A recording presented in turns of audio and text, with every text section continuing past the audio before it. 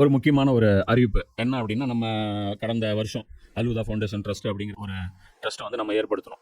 அந்த ட்ரஸ்ட்டின் வழியாக அல்லாஹ்வுடைய தீனுக்கு தக்குவியத் ஏற்படுத்தக்கூடிய செயல்கள், அது வந்து சில தாவா சென்டர்கள் உருவாக்குறதா இருக்கட்டும், சில தாய்க்களை உருவாக்குறதா இருக்கட்டும், சில புத்தகங்களை மொழிபெயர்க்கிறதா இருக்கட்டும், சிலருக்கு என்னென்ன ஃபெசிலிட்டி செஞ்சு கொடுத்தா அல்லாஹ்வுடைய தீனுக்கு பலம் ஏற்படுத்துமோ அதற்கான வகையில் நம்ம செலவு பண்ணக்கூடிய ஒரு வேலையை வந்து நம்ம இதை செஞ்சிட்ருக்கோம். இது வந்து ஜகாத்துடைய அமௌண்ட்டும் நீங்கள் கொடுக்கலாம்.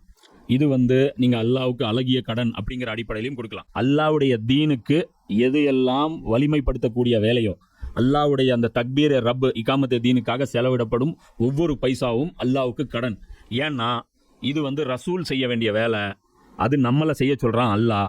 அதனால் இதுக்கு ஃபுல் அண்ட் ஃபுல் இன்சார்ஜ் அல்லாஹ் என்ன எடுத்துக்கிறான், இது எனக்காக நீ கொடுத்த கடன் சொல்கிறான். அல்லாஹ் ரப்புல் ஆலமீன் அவன் கொடுத்த காசுக்கு அவனுக்கே நம்ம கடன் கொடுக்கக்கூடிய ஒரு மகத்தான வாய்ப்பு வந்து இந்த பணி. இந்த பணியை வந்து நம்ம செய்கிறோம். இந்த ஒரு பணியை மட்டும்தான் நம்ம செய்கிறோம். அல்லாஹ்வுடைய தீனை சரியான விதத்தில் முஸ்லீம்களுக்கு புரிய வைத்து அதன் மூலமாக அல்லாஹ்வுடைய தீனை வந்து வலுப்படுத்துவது, இந்த ஒரே இலக்குக்காக நாம் வந்து அந்த ஒரு ட்ரஸ்ட் வச்சுருக்கோம். இதுடைய பொருளாதாரம் நிறைய தேவைப்படுது. இப்போ வேலை செய்யத்தான் நமக்கு முதல்ல ஒரு நிலம் மட்டும் வாங்குறதுக்கு, ஒரு பில்டிங் கட்டுறதுக்கான பணி மட்டும் இருந்தால் போதும்னு நினச்சோம். ஆனால் சர்க்கிள் பெருசாக ஆக நிறைய பணம் தேவைப்படுது. நீங்கள் எந்த அளவுக்கு கான்ட்ரிபியூட் பண்ணுவீங்களோ அந்த அளவுக்கு நாமளும் வந்து அந்த வேலைகளை வந்து சிறப்பான முறையில் செய்ய முடியும். அதனால் ஒவ்வொருத்தரும் உங்களால் முடிஞ்ச உங்களுடைய பங்களிப்புகளை இன்ஷா அல்லாஹ் நீங்கள் கொடுங்க. அவுஸு பில்லாஹி மினஷ் ஷைத்தானிர் ரஜீம். பிஸ்மில்லாஹிர் ரஹ்மானிர் ரஹீம். இன்னல் ஹம்துலில்லாஹ் நஹ்மதுஹு நஸ்தஈனுஹு நஸ்தக்ஃபிருஹு நுமினு பிஹி வ நதவக்கலு அலைஹி வ நஊஸு பில்லாஹி மின் ஷுரூரி அன்ஃபுஸினா வ மின் ஸய்யிஆத்தி அமாலினா. மை யஹ்தில்லாஹு ஃபலா முஸில்ல லஹு வ மை யுضلில்ஹு ஃபலா ஹாதிய லஹு வ அஷ்ஹது அல்லா இலாஹ இல்லல்லாஹு வஹ்தஹு லா ஷரீக லஹு வ அஷ்ஹது அன்ன முஹம்மதன் அப்துஹு வ ரசூலுஹு. அம்மா பாத். அல்லாஹும்ம ஸல்லி அலா முஹம்மதின் வ அலா ஆலி முஹம்மதின் கமா ஸல்லைத அலா இப்ராஹீம வ அலா ஆலி இப்ராஹீம இன்னக ஹமீதும் மஜீத். அல்லாஹும்ம பாரிக் அலா முஹம்மதின் வ அலா ஆலி முஹம்மதின் கமா பாரக்த அலா இப்ராஹீம வ அலா ஆலி இப்ராஹீம இன்னக ஹமீதும் மஜீத். ரப்பி ஷ்ரஹ் லி ஸத்ரி வ யஸ்ஸிர் லி அம்ரி இன்னைக்கு கிளாஸ் நம்பர் வந்து 149, 30 ரமலான் 1447. இங்கிலீஷ் டேட் வந்து 19/3/2026. நாளைக்கு வந்து ஷவ்வால் 1. ஆனால் தமிழ்நாட்டில் சனிக்கிழமை தான் பண்ணுவாங்க. தமிழ்நாட்டில் பிறை பார்த்து ரொம்பலாம் கன்ஃபியூஸ் ஆகிக்காதீங்க. ஸ்ட்ரெயிட்டாக சிவகாசி கேலண்டரில் என்ன டேட் இருக்குதுன்னு பாருங்கள். கடந்த 5 வருஷத்தில் எப்படி பெருநாள் வந்துச்சுன்னு பாருங்கள். உங்கள் ஃபத்வாவுக்காகலாம் யாரும் இங்கே வெயிட்டிங்லாம் பண்ணல, சரியா? ஏன்னா கவர்மெண்ட் ஹாலிடே, அதை வச்சு அவங்க பேங்க்கு ஹாலிடே பண்ணணும். நீங்கள் 11 மணிக்கு ஃபோன் வர்ற வரைக்கும் வெயிட் பண்ணுறது, இந்த லெட்டருக்கு இது பண்ணுறது, டெலிகிராம் பண்ணுறது, இந்த சாட்சி சொல்கிறது, இந்த காமெடியெல்லாம் வந்து நீங்கள் கவர்மெண்ட் ஹாலிடேலேருந்து ரமதானை வெளியே எடுத்துகிட்டு நீங்கள் பண்ணீங்க அப்படின்னா கவர்மெண்ட் வந்து உங்களை வந்து என்கரேஜ் பண்ணும். ஸோ கவர்மெண்ட்டு லீவும் வேணும். அந்த நாளில் வந்து கவர்மெண்ட்டுடைய எந்த இன்டர்வியூவும் வைக்கக்கூடாது, எக்ஸாம் வைக்கக்கூடாது, இந்த மாதிரியான கண்டிஷன்ஸ்லாம் போட்டிங்கன்னா லீவ் நாளில் ரம்ஜான் அன்றைக்கி வச்சா நீங்கள் கம்முன்னு இருப்பீங்களா? அதுக்கு குதின்னு குதிப்பீங்க. புரியுதா? தள்ளியும் போக மாட்டீங்க, ஒத்துழைப்பும் கொடுக்க மாட்டீங்க அப்படின்லாம் காமெடி பண்ணக்கூடாது. இந்தியாவை பொறுத்த வரைக்கும் சென்ட்ரல் கவர்மெண்ட் என்ன அறிவிக்குதோ அதுதான் ஈது. அதனால் தேவையில்லாமல் பெறையெல்லாம் பார்த்து எனர்ஜி வேஸ்ட் பண்ணாதீங்க. மிடில் ஈஸ்டாக இருந்தால் கூட வானத்தில் பேர தெரிஞ்சுன்னு ஏதோ ஒன்று உருட்டு விட்டுலாம். இப்போது சப்ஜெக்ட் வருவோம். இந்த வசனம் வந்து இப்போ நம்ம பார்க்க போகிறது வந்து 7வது அத்தியாயம் 143 இப்போ நம்ம பார்க்க போகிறோம். மூசா அலைஹிஸ்ஸலாம் வந்து இப்போ வந்து மேலே போகிறாங்க. மேலே போகும்போது கீழே ஹாரூன் அலைஹிஸ்ஸலாம் அவங்கள வந்து நியமிச்சுட்டு போகிறாங்க. ஏன் நியமிச்சுட்டு போகிறாங்க அப்படின்னா, இந்த உம்மத்தில் வந்து பலதரப்பட்ட மக்கள் இருப்பாங்க, அது அவங்களுக்கு நல்லா தெரியும். இன்னும் வந்து வேதம் வந்து அருளப்படலை அல்லாஹ்வுடைய புறத்திலிருந்து. ஸோ இன்னும் உம்மத்துடைய அந்த கல்ச்சரிங், அதாவது அவங்களுடைய அந்த டியூனிங் வந்து இன்னும் நடைபெறலை, பக்குவப்படுத்தப்படலை. ஸோ இந்த உம்மத்தை வந்து தனியாக விட்டுட்டு போகக்கூடாது, ஒரு பொறுப்பாளரை போட்டுட்டு தான் போகணும் அப்படின்னு சொல்லிட்டு இவங்க வந்து போட்டுட்டு போகிறாங்க. போகும்போது சில உபதேசங்கள் பண்ணாங்க. அது வரைக்கும் நேற்று பார்த்தோம். இப்போ அடுத்தது இந்த வசனத்தில் அல்லாஹ் சொல்கிறான், நாம் குறிப்பிட்டிருந்த நேரத்தில் மூசா வந்தார். பிறகு அவருடைய இறைவன் அவரிடம் உரையாடிய போது அவர் வேண்டினார், என் இறைவா, எனக்கு உன்னை பார்க்கும் வலிமையை வழங்குவாயாக. நான் உன்னை பார்க்க வேண்டும், அதற்கு இறைவன் கூறினான், என்னை நீர் காண முடியாது, ஆயினும் எதிரிலுள்ள மலையை பாரும், அது தனது இருப்பிடத்தில் நிலைத்திருந்தால் என்னை நீர் காண முடியும். அவருடைய இறைவன் அம்மலையின் மீது வெளிப்பட்ட போது அது பொடி பொடியாகி விட்டது. மூசாவும் திடுக்கிட்டு மயங்கி விழுந்தார். பிறகு உணர்வு பெற்றபோது கூறினார், நீ மிகவும் தூய்மையானவன், நான் உன்னிடம் மன்னிப்பு கோரி மீள்கிறேன், மேலும் நான் நம்பிக்கை கொள்வோரில் முதன்மையானவனாக இருக்கிறேன். இப்போ மூசா அலைஹிஸ்ஸலாம் மேலே போயிட்டாங்க, தூர்சினா மேலையில் போயிட்டாங்க. இப்போ அல்லாஹ்வுடைய உரையாடலை ஸ்டார்ட் ஆயிடுச்சு. அப்போது அவர் என்ன பண்ணுறாரு, மூசா அலைஹிஸ்ஸலாம் குறிப்பிட்ட நேரத்தில் வந்துட்டார். அவருடைய இறைவன் அவரிடம் உரையாடிய போது இப்போது பேச்சு ஸ்டார்ட் ஆயிடுச்சு. சில அட்வைஸ் பண்ணுறான் அல்லாஹ். ஒரு நபிக்கும் அல்லாஹ்வுக்கும் மத்தியில் நிறைய விஷயங்கள் இருக்கும். ஸோ அந்த உரையாடலாம் அவங்க பேசிகிட்டு இருக்கிறாங்க, இவர் கேள்வி கேட்க பதில் கேட்க. ஆனால் உலகத்தில் இந்த எக்ஸ்பீரியன்ஸ் வேறு யாருக்கும் கிடைச்சது கிடையாது. உலகத்தில் என் இறைவா, எனக்கு உன்னை பார்க்கும் வலிமையை வழங்குவாயாக, நான் உன்னை பார்க்க வேண்டும். இப்போது நம்ம என்னென்னா ஃபஸ்ட்டு விஷயம், அல்லாஹ் ஒரு மனுஷன் பயங்கரமாக நேசிப்பான். அதுவும் அல்லாஹ்வுடைய குரலை முன்னாடி கேட்கும்போது, அந்த இடத்துல இருக்கும்போது, அல்லாஹ்வோட இன்ட்ராக்ஷன் பண்ணும்போது அந்த அந்த சூழ்நிலையில் எல்லாத்தையும் மறந்துடும். புரியுதா? சாதாரண நம்ம விரும்பக்கூடிய ஒருத்தர் பேசுகிறது நம்ம கேட்டுகிட்டே இருப்போம். நேரில் பார்த்தா சந்தோஷப்படுவோம். இது மாதிரிலாம் இருக்கும். குரலை கேட்டு அந்த மாதிரி அந்த அல்லாஹ்வுடைய குரல் எப்படி இருக்கும், அது வார்த்தைகளால் விவரிக்க முடியாது. ஸோ அது ஒரு குரல் மூசா அப்படின்னாலே போதும், அப்படியே மூசா அலைஹிஸ்ஸலாம் உருகிடுவார். அந்த அளவுக்கு அதான் சொல்கிறேன், உணர்ச்சிகள் அவ்வளோ பீக்கில் இருக்கும். அந்த இடத்துல அறிவு இதெல்லாம் வேலையே செய்யாது. ஏன்னா மனுஷன் அப்படிப்பட்ட உணர்ச்சி வசப்பட்டாங்க. அப்போது அந்த இடத்துல அவர் இருக்கும்போது குரலை கேட்ட உடனே ஃபஸ்ட்டு அது யாராக இருக்கட்டும் அந்த இடத்துல அல்லாஹ், அடுத்தது என்ன, அல்லாஹ் பார்க்குறது தான். கேட்டாச்சு, அப்புறம் என்ன பார்க்குறது, பார்த்துட்டோம்னா பயங்கரமாக இருக்கும், சந்தோஷம் வருது. ஒரு வேளை வாய்ப்பு இருக்கா, அதுதான் கேட்குறேன், இப்படி ஒரு வாய்ப்பு இருக்கா அப்படின்னு சொல்லிவிட்டு அவர் கேட்கும்போது அதற்கு இறைவன் கூறினான், என்னை நீர் காண முடியாது. ஏன் அப்படின்னா அல்லாஹ்வுடைய வலிமை, அல்லாஹ்வுடைய அந்த கம்பீரம், மற்றபடி அல்லான்னு வச்சுக்கோ, அல்லாஹ்வை ஃபிசிக்கலாக பார்க்குறதுங்கிறது நமக்கு சாத்தியம் கிடையாது. ஏன் அல்லாஹ் சொல்கிறேன் நீர் காண முடியாது அப்படின்னா, இப்போ இன்றைக்கி நமக்கு இருக்கிற கெப்பாசிட்டி நீங்கள் பாரு, நம்மளால் இப்போ இது 50 வாட்ஸ் 60 வாட்ஸ் இருக்கும், இதே கண்ணு கூசுது. 500 வாட்ஸ் வச்சு என் கண்ணு கடிச்சா என்னால் பார்க்க முடியாது. நமக்கு நல்லா சாதாரண லைட் பார்க்க முடியாது. ஹெட்லைட்டு ஆப்போசிட்டில் போனால் ஐபீம் போட்டு வந்தாலே கண் அழிஞ்சு போயிடுது. அதுவும் நல்ல வாட்ஸ் அதிகமாக போட்டு பண்ணிட்டு வந்தோன்னா வேலையாயிரும். ஸோ நம்ம கண்களுக்கு ரொம்ப சின்ன ஆற்றல் தான் கொடுக்குது. ஃபோன் பார்த்தே கண்ணு போயிடுது, டிவி பார்த்து கண்ணு நொலையாகி போயிடுது.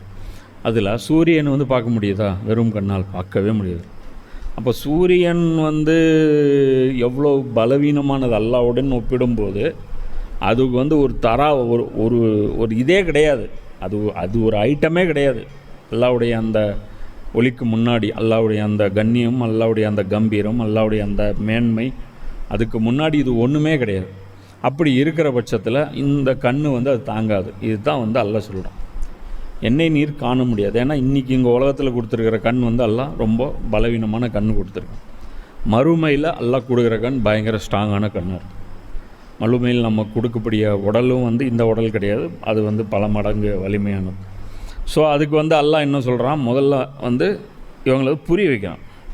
இந்த இடத்துல மூசா அலைஹிஸ்ஸலாமை கண்டிக்கல. அல்லாஹ் பார்க்கணும் அப்படின்னா அந்த இடத்துல திட்டியிருக்கணும், டோஸ் விட்டுருக்கணும். இது என்ன இவ்வளோ பெரிய மடத்தனமான கேள்வி கேட்டீங்க, அல்லாஹ் சொல்லலை, புரிய வைக்கணும். ஏன்னா அல்லாஹ்க்கு தெரியும் இல்லையா மூசா அலைஹிஸ்ஸலாம் என்ன இன்டென்ஷனில் கேட்டாங்க அப்படிங்கிறது. அல்லாஹ் சொல்கிறான், என்னை நீர் காண முடியாது, ஆயினும் எதிரில் உள்ள இந்த மலையை பார், அது தனது இருப்பிடத்தில் நிலைத்திருந்தால் என்னை நீர் காண முடியும். இப்போ அல்லாஹ் என்ன சொல்கிறான், இந்த உலகத்திலேயே அல்லாஹ்வுடைய படைப்புகள்லேயே வலிமையானது அப்படிங்கும்போது மலை தான். மலை தான் ரொம்ப ஸ்ட்ராங்கஸ்ட்டு. அது சைஸ்லேயும் சரி, அதோடைய அந்த அந்த வலிமையிலையும் சரி, அதோடைய அந்த சாலிடாரிட்டி, அது பூகம்பமே வந்தாலும் மலை ஒன்றாகாது, அது பாட்டுக்கு அது அதே இடத்துல தான் இருக்கும். கட்டடங்கள் உழுவுற மாதிரி மலைகள்லாம் தகர்ந்துடுறதா இல்லை. லேண்ட்ஸ்லைன் நடக்குது, மண் தான் சரியும், புரியுதா? மலைகள்லாம் பெருசாக ஒன்றும் ஆகாது. அப்போது அதில் வந்து அல்லாஹ் என்ன சொல்கிறான், மலையை பார், அது தனது இருப்பிடத்தில் நிலைத்திருந்தால். இப்போது நான் ஒரு ட்ரையல் காட்டுறேன். ஏன்னா நபிமார்களை, ரசூல்மார்களையும் இருக்கட்டும், நபிமார்களாக இருக்கட்டும், அவங்களுக்கு வந்து ஒரு காமன் மேனுடைய ரெஸ்பான்சிபிலிட்டியை விட கூடுதல் ரெஸ்பான்சிபிலிட்டி தரப்படுது. இப்போ நம்மலாம் வந்து ஒழுங்காக நடக்கணும், நமக்கு ஃபேமிலியை வந்து வச்சுக்கணும், இது மாதிரி சின்ன வேலைகள் தான் நம்ம வந்து சில இந்த ஓய்வு நேரத்தில் தான் நம்மலாம் வந்து தாவா பண்ணி செய்வோம். நபிமார்கள் அப்படி கிடையாது. அதுவும் இல்லாமல் அவங்க வந்து அவங்களுக்கு கொடுக்கப்படுற டாஸ்க்கு வந்து ரொம்ப கஷ்டமாக இருக்கும். ஸோ அது தாங்கிக்கணும் அப்படின்னா அவங்களுக்கு வந்து சில ஸ்பெஷல் ட்ரைனிங் வந்து கொடுத்துருக்கணும். ஸோ அந்த ப்ராசஸ்னால எல்லாம் வந்து எப்போவுமே அவங்களோட ஈமானை முதல்ல ஸ்ட்ராங் பண்ணிடுவாங்கல்ல. ஸோ அவங்களுக்கு என்னெல்லாம் டவுட்ஸ் வருதோ அது எல்லாமே கிளியர் பண்ணுவோம். இப்போ பார்க்க முடியாதுன்னு அல்லாஹ் சொல்லிட்டானா அதுவே போதும், நபி அதுக்கு மேலே கேட்க மாட்டாங்க. அதுக்கு மேலே அல்லாஹ் வந்து அவங்கள பலப்படுத்துகிறான். ஏன் பார்க்க முடியாதுங்கிறதையும் புரிய வச்சிடறான். மலையை போய் பாருங்கள், அந்த மலைக்கு வந்து நான் காட்சி தரேன், இது தாங்குதான்னு பாருங்கள், அதுக்கப்புறம் வந்து நீங்கள் பாருங்கள் அப்படின்னு சொல்கிறான். அவருடைய இறைவன் அம்மலையின் மீது வெளிப்பட்ட போது அது பொடி பொடியாகி விட்டது. மூசாவும் திடுக்கிட்டு மயங்கி விழுந்தார். பிறகு உணர்வு பெற்ற போது கூறினார், நீ மிகவும் தூய்மையானவன், நான் உன்னிடம் மன்னிப்பு கோரி மீள்கிறேன், மேலும் நான் நம்பிக்கை கொள்வோரில் முதன்மையானவனாக இருக்கிறேன். இப்போ இந்த இடத்துல மூசா அலைஹிஸ்ஸலாமுக்கு வந்து ஏன் இந்த எண்ணம் வந்தது அப்படின்னா, அவங்களுடைய சமுதாயத்தை மக்கள் வந்து அதான் அல்லாட்ட பேசுகிறீங்கல்ல, அல்லாவை பார்த்துருக்கீங்களா அப்படின்னு சொல்லிட்டு அல்லாஹ் எப்படி இருக்கான் அப்படின்னு சொல்லி விவரிங்கன்னு சொல்லிட்டு இவங்க கேட்டுறாங்க. இவங்க அந்த ஆர்வத்தில் தான் இவங்களும் கேட்குறாங்க. அப்போது கேட்கும்போது இப்போ மூசா அலைஹிஸ்ஸலாம் வந்து போய் அங்கே போய் ரிப்ளை கொடுக்கணும்னா அவங்களுக்கு வந்து ஒரு சாலிட் இது கேட்கணும், அவங்களுக்கு ஒரு கன்வின்சிங்கான பதில் கொடுக்கும். அப்போ அதுக்கு வந்து அல்லாஹ் இவருக்கு வந்து ஒரு டெமான்ஸ்ட்ரேஷன் பண்ணி காட்டணும். ஸோ நிறைய முறை அவங்க வந்து மூசா அலைஹிஸ்ஸலாமை பார்த்து அதுக்கு வாய்ப்பு இருக்கான்னு கேட்கும்போது ஒரு தடவை இவங்க அது வெளிப்படுத்துகிறாங்க. இதே வந்து அடுத்த கட்டத்தில் பார்த்தீங்கன்னா மூசா அலைஹிஸ்ஸலாம் கிட்ட அவங்க ஒரு இடம் பண்ணுவாங்க, என்னன்ட்டு, நீங்கள் வந்து அல்லாஹ் நீங்கள் காமிச்சே ஆகணும், அல்லாஹ் பார்க்காத வரை நாங்கள் ஈமான் கொள்ள மாட்டோம்பாங்க. அப்போ அல்லாஹ் வந்து பனிஷ்மெண்ட்டு கொடுக்கும், புரியுதா? இவங்க வந்து மூசா அலைஹிஸ்ஸலாமுக்கு வேலை செய்ய போகிறது கிடையாது. அதனால் நீயோ நானோ கேட்டாலாம் அந்த ஆசைகள் வந்து நிறைவேறாது, புரியுதா? அது நியாயமும் கிடையாது. ஏன்னா நம்ம கூடுதல் பொறுப்பு தரப்படல. அதனால தான் இப்ராஹிம் அலைஹிஸ்ஸலாம் என்ன கேட்குறாங்க, நீ எப்படி சத்ததுக்கப்புறம் உயிர் பிரிக்கிற அப்படின்னு எங்களுக்கு செஞ்சு காட்டு அப்படிங்கும்போது, நம்பிக்கை இல்லையா இல்லைன்னு கேட்குறேன். இல்லை, மனது திருப்தி அடைவதற்காக அப்படின்னு. அப்போ தான் அந்த பறவைகளை அறுத்து அதெல்லாம் செஞ்சு அல்லாஹ் காட்டுறான். இதெல்லாம் நபிமார்களுக்கு மட்டுமான அந்த ஒரு சிறப்பான ஒரு இது. இப்போ இதில் இன்னொரு விஷயம் நம்ம இதிலேருந்து புரிஞ்சிக்க வேண்டியது, இப்போ இந்த விஷயத்தை பொறுத்த வரைக்கும், இப்போ இன்றைக்கி வந்து நம்ம வாழக்கூடிய உலகம் வந்து பார்த்திங்கன்னா, உலகத்தில் பெரிய மதம் எது? கிறிஸ்தவம் கிடையாது, நாத்திகம் தான் இன்றைக்கி வேர்ல்டில் நம்பர் 1 மதம். உலகத்தில் நம்பர் 1 மதம் வந்து நாத்திகம் தான். உலகமில் வேகமாக வளரக்கூடிய மதமும் நாத்திகம் தான், புரியுதா? அதே மாதிரி முஸ்லீம்கள் வீட்டில் கூட இன்றைக்கி வந்து மெஜாரிட்டியாக இருக்கக்கூடிய ஆட்கள் நாத்திகர்கள் தான். அல்லாஹ் பற்றி அவங்களுக்கு நம்பிக்கை இல்லை. நம்பிக்கை இருந்து தான் குரானை இப்படி இக்னோர் பண்ண மாட்டாங்க. இஸ்லாத்தை வந்து ப்ராக்டிஸிங் லெவல்லேருந்து அவங்க கீழே இறங்கி போக மாட்டாங்க. அப்போது நாத்திகர்களுடைய ஆர்குமெண்ட்ஸ் தான் இன்றைக்கி வந்து உலகத்தில் டாமினேட் பண்ணுது. அதனால் போய் ஒரு முஸ்லீம்கிட்ட போய் அல்லாவை பற்றி கேட்டிங்கன்னா அவன்கிட்ட பதில் வராது. சும்மா நம்பும்பா, இல்லைன்னா இப்படி நம்பலைன்னா உனக்கு வந்து பெரிய அசாப் வந்துடும், நரகத்துக்கு போயிடுவேன், இப்படி தான் மிரட்டுவாங்களே தவிர குரானுடைய அந்த கேள்விக்கு, உதாரணத்துக்கு நாத்திகர்கள் கேட்கக்கூடிய கேள்விக்கு குரான் என்ன பதில் சொல்லுது, அந்த பதிலை கொண்டு அவர்களுக்கு பதில் தரப்படுமான்னு கேட்டால் கிடையாது. இது வந்து உலமாக்கள்னாலேயே இது வந்து செய்ய முடியாத மாதிரி தான் இருக்காங்க. அவங்களே அடக்கி வாசிச்சுட்டு தான் இருக்காங்க. இப்போ நாத்திகர்களோட ஒரு மேடை ஷேர் பண்ணிக்கிறாங்க. கேட்டால் என்னங்கிறாங்க, இந்த சப்ஜெக்ட் நீங்கள் எங்கிட்ட பேசாதீங்க, எது கடவுள் சப்ஜெக்ட். அவனும் என்ன சொல்கிறான், பாய் நீயும் கடவுள் சப்ஜெக்ட் பேசாதீங்கன்றான். இப்போ மினிமம் அக்ரிமெண்ட்டில் அவங்க போட்டுட்டு அந்த மேடையை வந்து இவங்க ஷேர் பண்ணிக்கிறாங்க. அப்போது இவங்க கேட்குற கேள்விகள் என்ன அப்படின்னா, கடவுளை வந்து நான் வந்து தொட்டு பார்க்கணும் அப்போ நம்புவேன், கண்ணால் பார்க்கணும் அப்போ நம்புவேன், என்னுடைய காதால் கேட்கணும் அப்போ நம்புவேன், இந்த 5 புலன்கள் இருக்குல்ல இதை வச்சு தான் நம்புவேங்கிறான். இதுதான் வந்து நாத்திகர்களுடைய கோரிக்கை. இதுதான் குரான் என்ன சொல்லுதுன்னா, இந்த 5 வச்சு நீ ப்ரூஃப் நாங்கள் வந்து இந்த 5மே உனக்கு கொடுக்க மாட்டோம். 6வது ஒன்று இருக்குது, பகுத்தறிவு. அதை பயன்படுத்தி உணர முடியும். மனசாட்சி, அதன் மூலமாக நீ உணர முடியும். சிம்பிள். படைப்புகள் இருக்குது, படைப்பாளன் இருக்கணும், கண்டிப்பாக இருக்கணும். ஒரே படைப்பாளன் இருந்தால் மட்டும்தான் எல்லாமே ஒரு நிர்வாகத்துக்கு கீழே இருக்கிற மாதிரி தான் இந்த உலகத்தில் அப்பட்டமாக தெரியும். இன்றைக்கி வந்து சயின்ஸ்கிட்ட போய் கேளுங்க, சூரியன் யாரோட நிர்வாகத்தில் இருக்குன்னு, அவன் வந்து ஒரே நிர்வாகம் தான்மா. அது யார் நிர்வாகம் பண்ணுறாங்கிறது தனி.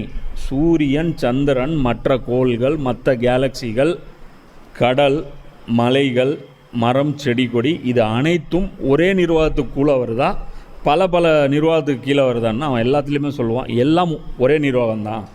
எப்பட்றா சொல்கிற அப்படின்னா அதில் வந்து நிறைய அதுக்கு இது இருக்குது, காட் சிக்னேச்சர் அப்படின்னு ஒன்று இருக்குது. ஸோ எல்லாத்துலேயுமே கடவுளுடைய அந்த சீல் வந்து நம்மளால் பார்க்க முடியுது. அதாவது ஒரே கம்பெனியோடைய ப்ராடக்ட் அப்படின்னு. எப்படி ஆப்பிள் எத்தனை ஃபோன் வந்தாலும் அதில் லோகோ இருக்குது, அதை வச்சு சொல்லிடுறான் இது வந்து ஆப்பிள் அப்படின்னு சொல்லிட்டு. மிஞ்சி மிஞ்சி போச்சுன்னா அது ஒரிஜினல் வெரிஃபை பண்ணுறதுக்கு ஐஎம்ஏ வச்சு வெரிஃபை பண்ணிக்கலாம், இல்லைனா கியூஆர் கோடு கொடுக்குறான். ஏதோ ஒன்று இன்றைக்கி ஒவ்வொரு கம்பெனியும் வந்து கியூஆர் கோடு கொடுக்குது. இது ஒரிஜினலாக டூப்ளிகேட்டாக செக் பண்ணி பார்த்துக்குங்க. அந்த காலத்தில் ஓய் ப்ராடக்ட் வந்து ப்ரூஃப் பண்ண முடியாது. இன்றைக்கி வந்து கியூஆர் கோடை வச்சு அதோடைய நம்பர் மேட்ச் ஆகுதான்னு பார்த்துங்க. சைட்டில் போய் அதை காமிச்சதுன்னா அது கரெக்டு அப்படின்னு சொல்கிறாங்க. இப்போது இப்படி தான் வந்து கடவுளை வந்து நீங்கள் டீல் பண்ண முடியும். அறிவுபூர்வமாக, மனப்பூர்வமாக, இந்த ரெண்டு தான் சோர்ஸ். சரியா? மற்றபடி எந்த சோர்ஸும் அது கேட்கக்கூடாது.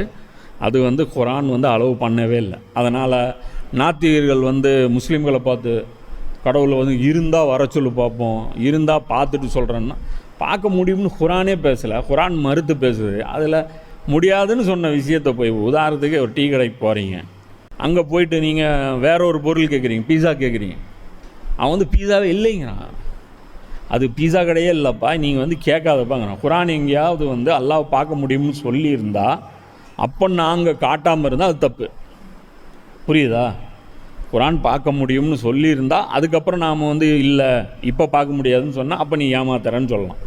ஏன்டா குரான் சொல்லுது, குரான் சொல்லவே இல்லை. அந்த ஆர்குமெண்ட் வச்சு அப்போ நீங்கள் ஏன் போட்டு தேவையில்லாமல் கன்ஃபியூஸ் ஆகிறீங்க? அதனால் முஸ்லீம்களும் போட்டு பெருசாக இவங்களுடைய ஆர்குமெண்ட்ஸ்க்கெல்லாம் பதில் சொல்ல வேண்டியதில்லை. இவங்ககிட்ட கேட்க வேண்டிய ஒரே கேள்வி தான், பொருட்கள் இவ்வளோ விஷயங்கள், இவ்வளோ நுட்பமான விஷயங்கள் எப்படி ஒரு தயாரிப்பாளர் ஒரு படைப்பாளர் இல்லாமல் உருவாக முடியும்? இதுக்கு பதில் சொல்லுங்கள்.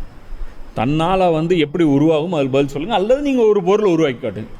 நான் என்ன சொல்கிறேன், நீங்கள் உட்காந்துக்குங்க, ஒரு இடத்துல உட்காந்துக்குங்க, தன்னால் எதுவுமே பண்ணக்கூடாது. நான் ஒரு ஸ்பெசிஃபிகேஷன் சொல்கிறேன், அந்த ஸ்பெசிஃபிகேஷன் இருக்கிற ஒரு பொருள் உருவாக்கு.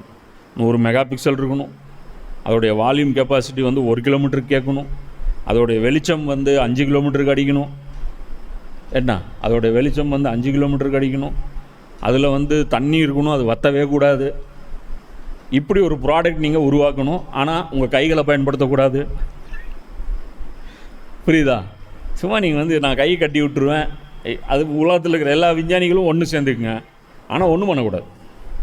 எல்லோரும் சேர்ந்து இப்படி பார்த்துட்டே இருக்கணும். இப்படி ஒரு பொருள் உருவாயிடணும். 10 வருஷம் உட்காந்துக்குங்க டைம். சரியா? அல்லது ஒரு ஈயை உருவாக்கி காட்டுங்க.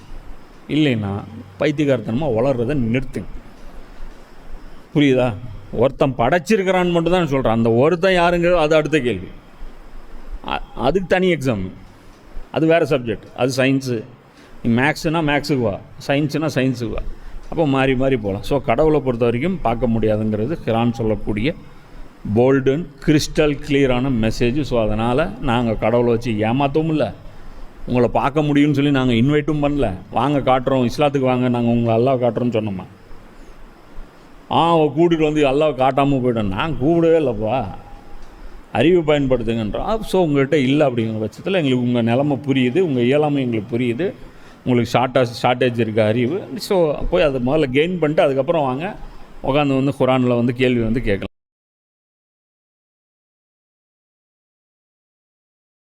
இதன் பின்னர் நாம் மூசாவுக்கு வாழ்க்கை துறை ஒவ்வொன்றுக்கும் வேண்டிய அறிவுரையையும் ஒவ்வொன்றை பற்றிய விளக்கத்தையும் பலகைகளில் எழுதி கொடுத்தோம்.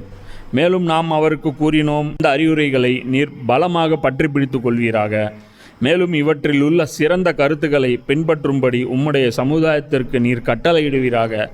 அதிவிரைவில் பாவம் புரிவோர்க்குரிய இருப்பிடத்தை நான் உங்களுக்கு காண்பிப்பேன். இப்போ அல்லாஹ்வுடைய இதெல்லாம் டெமான்ஸ்ட்ரேஷன்லாம் முடிஞ்சதுக்கப்புறம் அல்லாஹ் என்ன பண்ணுறான், மூசா அலைஹிஸ்ஸலாம் அவங்கள கூப்பிட்டு வாழ்க்கையில் இருக்கக்கூடிய ஒவ்வொரு துறை சார்ந்த ஒரு அறிவுரையை வந்து எழுதி அல்லாஹ் வந்து கொடுக்குறான். ஒவ்வொன்றை பற்றிய விளக்கத்தையும் பலகைகளில் எழுதி கொடுத்தோம். இது வந்து பலகைனா கல்லான பலகை, கல்வெட்டு. புரியுதா? அப்போ அந்த பலகைகள் வந்து அல்லாவே எழுதி கொடுத்தானா அல்லது மலக்குகள் மூலம் எழுதப்பட்டதாங்கிறது தெரியல. ஆனால் இது வந்து அல்லாஹ் தன் புறத்தில் இருந்து எழுதி கொடுத்தான். ஒவ்வொன்றையும் பலகைகளில் எழுதி கொடுத்தோம்னு அல்லாஹ் சொல்கிறான். ஸோ மலக்கை வச்சு எழுதுனானா, அல்லாஹ் தன்னுடைய கையை வச்சு எழுதுனான், அல்லாவுடைய ஹேண்ட் ரைட்டிங் அது அப்படிங்கிறது தெரியல. ஆனால் அதை வந்து அல்லாஹ் வந்து நான் தான் எழுதி கொடுத்தேங்கிறான். ஸோ மூசா நபி எழுதலை, அல்லாஹ் தான் எழுதணும். இது பைபிள்லேயும் வந்து இருக்குது. விடுதலை பயணமில் வந்து 31:18, விடுதலை பயணமில் 32:15-16. ஆண்டவர் சினாய் மலை மேல் மோசையோடு பேசி முடித்த பின் கடவுளில் விரலால் எழுதப்பட்ட கற்பலகைகளான உடன்படிக்கை பலகைகள் 2ஐயும் அவரிடம் அளித்தார். மோசே திரும்பி மலையிலிருந்து இறங்கி வந்தார். முன்பின் இருபுறமும் எழுதப்பட்ட உடன்படிக்கை பலகைகள் 2 அவர் கையில் இருந்தன. அதாவது ஒரு பேஜில் ஒன் சைடு இல்லை, 2 சைடுமே ஒரு பலகை இருக்குது. அதில் இந்த பக்கம் எழுதியிருக்கு, இந்த பக்கம் எழுதியிருக்கு. அப்பலகைகள் கடவுளால் செய்யப்பட்டவை, பலகைகள் மேல் பொறிக்கப்பட்டிருந்த எழுத்தும் கடவுள் எழுதியது அப்படின்னு சொல்லி இதில் வந்து இருக்குது. இப்போ இதெல்லாம் என்னன்னா, நான் பைபிளில் படிக்கும்போது அதான் சொல்கிறேன், கடவுள்னு சொல்லி இங்கே இருக்குது. இதெல்லாம் இயேசுன்னு எழுதியிருக்கீங்க. கடவுள், கர்த்தர், காடுந்தர். இப்போ இவ்வளோ நீண்ட வரலாறு வந்து நீங்கள் வந்து ஒரு கடவுளை மட்டும் வணங்கிட்டு திடீர்னு வந்து இயேசு வந்து தன்னை வந்து கடவுளுடைய மகன்னு சொல்லாத ஒரு ஆர்குமெண்ட்டை வந்து நீங்கள் வந்து கிளைம் பண்ணிவிட்டு ஏன் வழி தவறி போகிறீங்கிறது எனக்கு ஆச்சரியமாக இருக்குது. இப்போ இந்த வரலாறுலாம் என்னவா நீங்கள் பார்க்குறீங்க எனக்கு புரிய மாட்டேங்குது. ஈசா நபியிலேருந்து தான் உங்கள் தீன் ஸ்டார்ட் ஆகுதுன்னா அப்போ இவங்கெல்லாம் எதுக்கு டைம் வேஸ்ட் பண்ணிருக்காங்க? எதுக்கு இவ்வளோ பழைய புக்ஸ் எல்லாம் வச்சுட்டு அது பைபிள் இதைத்தான் நாங்கள் ஃபாலோ பண்ணுறோன்னு ஏன் சொல்கிறீங்க? அது என்ன அர்த்தத்தில் சொல்கிறீங்க? அப்போ இந்த வரலாறுலாம் தேவையில்லையா? அது 10 கமாண்ட்மெண்ட்ஸ் அவ்வளோ வெயிட்டு. அப்போது அதில் எங்கேயாவது இயேசுவை கும்பிட சொல்லி இருக்கா? இப்போ இந்த 10 கட்டளைகளில் வந்து எங்கேயாவது வழிகாட்டுதல் இருக்கா? நான் ஒரு மகன் அனுப்புவேன், அவர் பலி கொடுப்பேன், அதை ஃபாலோ பண்ணுங்கன்னு இருக்கேன். என்ன தீனு விளங்கி வச்சுருக்கீங்க புரிய மாட்டேங்க. நீங்களும் இஸ்லாம், நாங்கள் என்ன சொல்கிறோம் அப்படின்னா மூசா அலைஹிஸ்ஸலாமும் முஸ்லீமு, ஈசா அலைஹிஸ்ஸலாமும் முஸ்லீமு, என்ன தாவூத் அலைஹிஸ்ஸலாமும் முஸ்லீம், எல்லாரும் முஸ்லீமு. ஆதாம் முதல் வந்த எல்லா இறை தூதர்களும் நபி ஸல்லல்லாஹு அலைஹி வஸல்லம் வரை முஸ்லீம்ங்கிறோம். அதுதான் பைபிள்லையும் பார்க்க முடியும். கடவுள் கொடுத்தார், கடவுளுடைய தூதருக்கு கொடுத்தார் அப்படின்னா சிம்பிளாக இருக்குல்ல. அப்போ இந்த செயின் வந்துகிட்டே இருக்கும்போது கடைசி செயின் மட்டும் எப்படி மகனாயிரும்? ஆரம்பத்திலிருந்து வந்த எல்லாருமே இறை தூதர்களாக இருக்கும்போது கடைசியாக வந்தவர் மட்டும் இறை மகனாயிர முடியும்? இப்போ இந்த சப்ஜெக்ட் வருவோம். இப்போ அல்லாஹ் என்ன சொல்கிறான்? ஒவ்வொன்றுக்கும் வேண்டிய அறிவுரையும் ஒவ்வொன்றை பற்றிய விளக்கத்தையும். இப்போ இந்த இடத்துல குர்ஆன் என்ன பண்ணுது? மின்குல்லி ஷையின், அப்புறம் தஃப்சீல் லீ குல்லி ஷையின், மின்குல்லி ஷையின் லீ குல்லி ஷையின். அப்போ இந்த குல்லி அப்படின்னா எல்லாம், மின் குல்லி ஷையின்னா அது எல்லா சப்ஜெக்டும், லீ குல்லி ஷையின்னா அது இன்னொரு ஆங்கிளில் சொல்லுது. அப்போது இதனுடைய பொருள் என்ன அப்படின்னு பார்க்கணும்னா எல்லா துறைகளும், எல்லா விளக்கமும், துறைகள் எல்லாம், விளக்கம் எல்லாம். அப்போ இந்த இடத்துல என்ன அப்படின்னா மனுஷன் வந்து தனி மனிதனாக வாழ்வதற்கான அந்த வழிகாட்டுதல் வேணும். இப்போ சமூகமாக வாழக்கூடிய அந்த துறைகளுக்கான வழிகாட்டுதல் வேணும். அப்போ இப்போ இந்த ஸ்டேஜில் இப்போ மூசா அலைஹிஸ்ஸலாமுடைய உம்மத்து கீழே இருக்குது, எகிப்திலேருந்து கூட்டிகிட்டு வந்து இப்போ இந்த இடத்துல விட்டுருக்காங்க. இப்போது 6 லட்சம் பேர் இருக்காங்க. இப்போ இவங்களை வந்து ட்ரெயின் பண்ணணும், டிசிப்ளின் பண்ணணும். அப்போ அதுக்கு தேவையான எல்லா விஷயங்களும் இதில் வந்து அல்லாஹ் வந்து கூறியிருக்கான். மேலும் நாம் அவருக்கு கூறினோம், இந்த அறிவுரைகளை நீர் பலமாக பற்றி பிடித்து கொள்வீராக. ஃபஸ்ட்டு விஷயம், அதில் எல்லா சப்ஜெக்டும் இருந்தது, எல்லா டாபிக்ஸும் இருந்தது. ரெண்டாவது, அது ரொம்ப ஸ்ட்ராங்காக ஃபாலோ பண்ணணும். அது வந்து ரெக்கமெண்டட் கிடையாது, புரியுதா? ஒரு 10 விஷயம் சொல்லி சரி போப்பா அப்படிமா. இப்போ ஊருக்குள்ளே சொல்கிறேன், இப்போ வெளியூர் போகிறோம், நம்ம வெளியூர் போகும்போது அம்மா அப்பா வந்து சொல்லுவாங்க, தம்பி அங்கே போனீங்கன்னா நைட்டில் 10 மணிக்கு மேலே வெளியே சுற்றாத, கண்டதும் சாப்பிட்டு உடம்புக்கு எடுத்துக்காத, தேவையில்லாமல் முழிக்காத, போனியா வேலையோடு இன்டர்வியூ அட்டன் பண்ணிட்டு அதை மட்டும் ஃபோக்கஸ் பண்ணிட்டு வா, அங்கே இங்கே நீ எங்கேயும் போய்ட்டு ஃப்ரெண்டுங்களோட சேர்த்து குளிக்க போகிறேன், அங்கே போகிறேன், இங்கே போகிறேன்ட்டு போகாது. இது மாதிரி ஜென்ரலாக ஒரு 10-15 அட்வைஸ் பண்ணுவாங்க. நம்ம பயிலுவா போகிறதில் ஒரு 2-3 தான் ஃபாலோ பண்ணுவாங்க, புரியுதா? இது மாதிரியான அட்வைஸா இறைவன் வந்து மனிதர்களுக்கு சொல்கிற அட்வைஸு? இதில் ஒன்று கூட தாண்டக்கூடாது. குர்ஆனும் அதுதான். குர்ஆனில் இருக்கிற ஒரு கட்டளையை கூட நீ வந்து ஒதுக்க வைக்கக்கூடாது. இன்றைக்கி நம்ம என்ன பண்ணுறோம்? உலகத்தில் நீதி இருக்கணும், உலகத்தில் அநியாயம் இருக்கக்கூடாது, ஃபசாதை நீங்கள் தடுக்கணும், இது மாதிரியான எல்லா உபதேசங்களும் என்ன பண்ணுறோம்? லெஃப்டில் டீல் பண்ணுறோம். அதுக்கு சரி ஃபசாதை எப்படி நீங்கள் தடுக்க முடியும்? ஃபசாது வந்து உங்கள் ரோட்டில் இருக்கிற ஒருத்தன் குடிகாரம் வந்து பண்ணிகிட்டு இருந்தானா அவன் நீங்கள் தடுத்துற முடியும். புரியுதா? ஃபசாது பண்ணுற ஒரு ஸ்ட்ரக்சர் வந்து ஸ்ட்ராங்காக இருக்கும்போது, புரியுதா, அது வந்து ஒரு இன்ஸ்டிடியூட்டாக இருக்கும்போது, ஒரு நிறுவனமயமாக்கப்பட்டு ஒரு டீமே வெல் ஆர்கனைஸ்டாக ஃபசாத் பண்ணும்போது நீங்கள் எப்படி தடுக்க முடியும்? எப்படி தடுக்க முடியும்? நீயும் வெல் ஆர்கனைஸ்டாக ஆகி அவனுக்கு ஈக்குவலான டீமாக நீ மாறி அப்போ தான் நீ வந்து தடுக்க முடியும். புரியுதா? அப்போது இப்போ இது எல்லாமே நான் எதுக்காக சொல்கிறேன் அப்படின்னா, இது மாதிரியான கடினமான விஷயங்கள் குரான் சொல்ல போகுது. அதை வந்து நம்ம ரொம்ப லைட்டாக எடுத்து குரான் சொல்லக்கூடிய ஈஸியான விஷயங்கள் இருக்குது. இப்போ நோன்பு வைக்கிறதுல என்ன கிழிஞ்சு போச்சு? ஒன்றும் ஆகலை. 30ஆம் நாள் சாகலை, நல்லா தான் இருக்குங்க. சரியா? 30 நாளில் ஒரு கேடும் வரல. இன்னும் சொல்லப்போனால் ஒரு 50 கிராம் கூட குறையில. 1 கிலோ 1/2 கிலோ ஏறி தான் இருக்கேன். சரியா? இத்தனைக்கு கம்மியாக தான் சாப்பிட்டேன், கம்மியாக தான் இது பண்ணுறேன், ஒரு வேளை தான் சாப்பிட்றேன். சஹர் கூட சாப்பிட்றது கிடையாது, திட உணவு. ஆனாலும் உடம்பு ஏறிட்டு தான் இருக்குது. ஸோ ஒன்றும் நமக்கு பெருசால ஈஸி தானே, என்ன இருக்குது, எல்லோரும் ஃபாலோ பண்ணுவோம். பள்ளிவாசல் பார் இப்போ ரொம்ப வலியும், தொழுகை பார் ரொம்ப வலிவாங்க, ஈது அன்றைக்கி பார் ரொம்ப வலிவாங்க. இதெல்லாம் எளிதானது. இஸ்லாம் சொல்லக்கூடியது எல்லா மதத்துலேயுமே வழிபாடு பொறுத்த வரைக்கும் எளிதானது. கேட்டால் என்ன சொல்லுவோம்? இஸ்லாம் மட்டும்தான் எளிது. என்ன இந்து மதத்தில் அதை விட எளிது? எங்கேயாவது நீங்கள் ஒரு நாளைக்கு 5 வாட்டி போகிற, அங்கே 7 நாளைக்கு ஒரு வாட்டி போனால் இப்போ எது எளிது? பார்க்க போனால் எது மேலே இருக்குது? இஸ்லாத்தை விட அது பெட்டராக இருக்குமோ? ஏன்னா உங்களுக்கு என்ன எளிமையானது இருந்தால் வேணும். நீங்களும் அதுதான் ஃபாலோ பண்ணுறீங்க, அது வேறு விஷயம். வாரத்தில் ஒரு நாள் தான் நீங்களும் வரீங்க. மெஜாரிட்டியோடைய கணக்கு என்ன? அதுதான் நீங்களும் ஃபாலோ பண்ணீங்க. அவங்க இப்போ நீங்கள் யாரை ஃபாலோ பண்ணுறீங்க? ரசூலாவை ஃபாலோ பண்ணுறீங்க.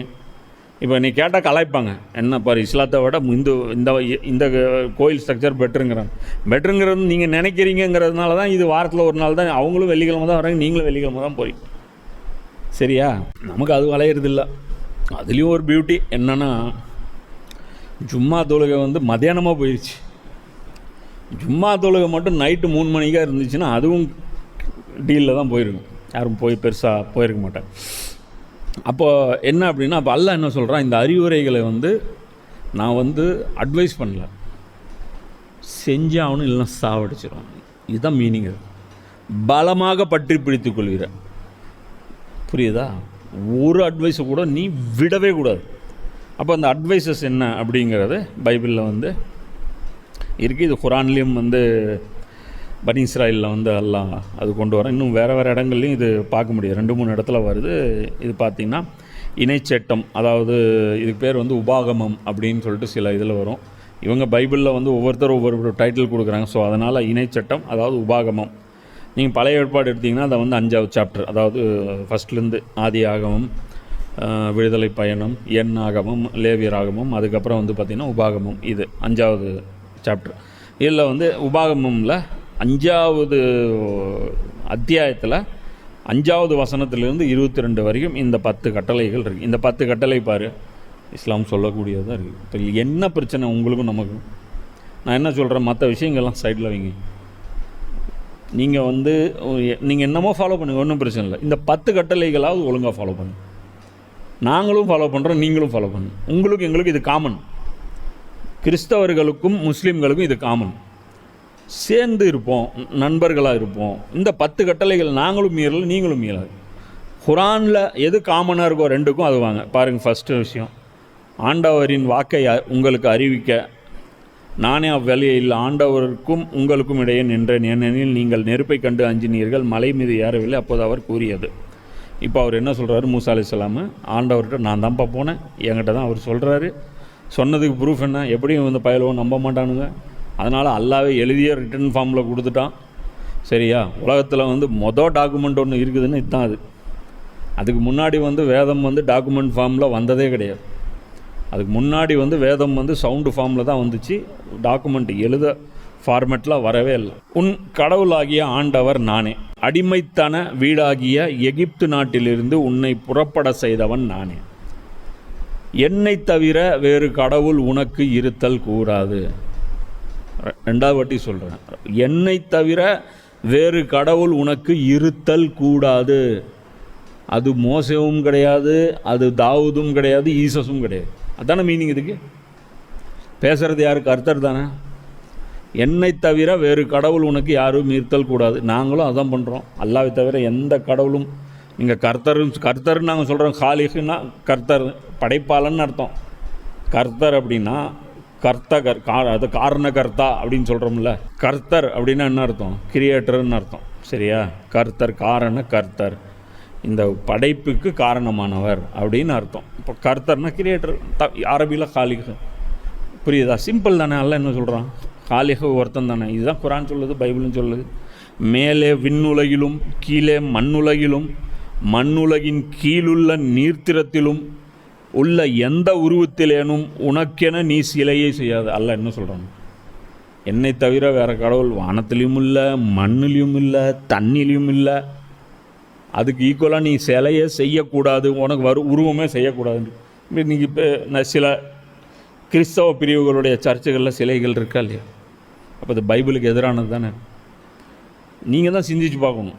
புரியுதா? பைபிளுக்கு எதிராக இருந்துக்கிட்டு அதுக்கு மாற்று பொருள் கொடுத்து அதுக்கு வேறு வியாக்கணங்கள் கொடுத்து அப்புறம் நாளைக்கு போய் கர்த்தர்கிட்ட போய் நின்னீங்கன்னா பைபிளில் இந்த வசனத்தின்படி நீங்கள் மாட்டுவீங்களா இல்லையா?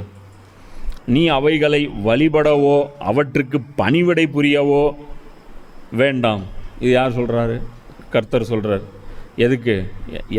என்னை தவிர வேறு யாருக்கும் நீ வழிபடக்கூடாது, அவற்றுக்கு பணிவிடையும் செய்யக்கூடாது. இதை உங்களை ஒரு போதகர் உங்கள்கிட்ட சொன்னால் கூட நீங்கள் இதை ஃபாலோ பண்ணக்கூடாது. கர்த்தர் சொல்கிறாரு, ஏனெனில் நானே உன் கடவுளாகிய ஆண்டவர், வேற்று தெய்வ வழிபாட்டை சகிக்காத இறைவன். என்னை தவிர்த்துட்டு நீ வேறு கடவுள் வணங்கினா என்னை சகிச்சிக்கவே மாட்டேன். என்னை வெறுக்கும் மூதாதையரின் தீச்செயலுக்காக 3ஆம் 4ஆம் தலைமுறை மட்டும் பிள்ளைகளை தண்டிப்போம். உன் வம்சத்துக்கே நான் தண்டனை கொடுப்பேன். அந்த அளவுக்கு இந்த விஷயத்தில் நான் இது பண்ணிக்க மாட்டேன் அப்படின்னு சொல்லி அல்லாஹ் சொல்கிறான். இந்த கலிமாவே இவ்வளோ லென்த்தாக அல்லாஹ் சொல்கிறான். நமக்கு வெறும் லா இலாஹ இல்லல்லாஹ் முஹம்மது ரசூலுல்லாஹ் தான். இங்கே இவங்களை எவ்வளோ புரிய வைக்கிறான் பாரு. அது பண்ணக்கூடாது, மண்ணில் இருக்கிறது, மண்ணில், தண்ணியில், வானத்தில், எங்கேருந்தும் ஒரு கடவுள் உருவாக்கிறாதீங்க. நீங்கள் என்ன பண்ணுறீங்க? வானத்தில் இருக்கிற பரிசுத்த ஆவியை கடவுளாக்கிட்டீங்க. வானத்தில் இருக்கிற பரிசுத்த ஆவியை கடவுளாக்கிட்டீங்க. பூமியில் பிறந்த இயேசுவை கடவுளாக்கிட்டீங்க. நாங்கள் ஃபாலோ பண்ணிகிட்ருக்கோம் இந்த வசனங்களை. நாங்கள் உயிரின் மேலான்னு நினைக்கிறோம், பைபிளை மதிக்கிறோம், அல்லாஹ்வுடைய வேதம்னு நினைக்கிறோம், அதை நம்புகிறோம். குரான் அளவுக்கு இது அல்லாஹ்வுடைய வேதம்னு நாங்கள் நம்புகிறோம். அப்போது அல்லாஹ் என்ன சொல்கிறான்? மாறாக என் மீது அன்பு கூர்ந்து என் கட்டளை கடைப்பிடிப்போருக்கு 1000 தலைமுறைக்கும் நான் பேரன்பு காட்டுவோம். நான் எவ்வளோ பேரன்பு? என்னை மட்டும்தான் அன்பு கூறணும், என்னை மட்டும்தான் நேசிக்கணும், என் கட்டளைகளை மட்டும்தான் கடைப்பிடிக்கணும். அதே கட்டளைகள் தான் குரான்லேயும் இருக்குது, பைபிள்லேயும் இருக்குது. ஜஸ்ட்டு இதை ஃபாலோ பண்ணுங்க. உங்கள் சிலைகளை அப்புறப்படுத்துங்க, ஆண்டவர் சொல்படி நடங்க. கடவுளாகிய ஆண்டவரின் பெயரை வீணாக பயன்படுத்தாது. ஏனெனில் தன் பெயரை வீணாக பயன்படுத்துபவனை ஆண்டவர் தண்டிக்காமல் விடமாட்டார். இப்போ இதுவும் பாரு. அடுத்து இது கலிமாவே இவ்வளோ பெருசு வரும். என் பெயரை வீணாக யூஸ் பண்ணாது. என்னது? ஆண்டவர் இன்னொருத்தர் கட்டுப்பட சொன்னார். ஆண்டவர் பரிசுத்த ஆவியும் வணங்க சொன்னார். ஆண்டவர் கிறிஸ்துவையும் வணங்க சொன்னார். இப்படி என் பேரில் நீ இஷ்டத்துக்கு இது பண்ணாத. இது கலிமா எவ்வளோ ஆங்கிளில் சொல்லப்பட்டிருக்கு. உன் கடவுளாகிய ஆண்டவர் உனக்கு கட்டளையிட்டபடி ஓய்வு நாளை புனிதமாக கடைப்படி. 6 நாள்கள் நீ உழைத்து உன் அனைத்து வேலைகளையும் செய்வாய். 7ஆம் நாளோ உன் கடவுளாகிய ஆண்டவருக்கான ஓய்வு நாள். எனவே அன்று நீயும் உன் மகனும் மகளும் உன் அடிமையும் அடிமை பெண்ணும் மாடு கழுதை மற்ற எல்லா கால்நடைகளும் உன் வாயில்களுக்கும் அந்நியனும் யாதொரு அடிமையும் யாதொரு வேலையும் செய்ய வேண்டாம். நீ ஓய்வெடுப்பது போல் உன் அடிமையும் அடிமை பெண்ணும் ஓய்வெடுக்கட்டும். ஒரு நாள் கண்டிப்பாக நீங்கள் லீவ் எடுங்கன்னு சொல்லிட்டு அல்லாஹ் சொல்கிறான்.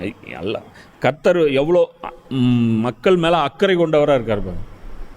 அதாவது நீ மட்டும் இல்லை, வேலைக்காரனுக்கும் லீவு கொடு.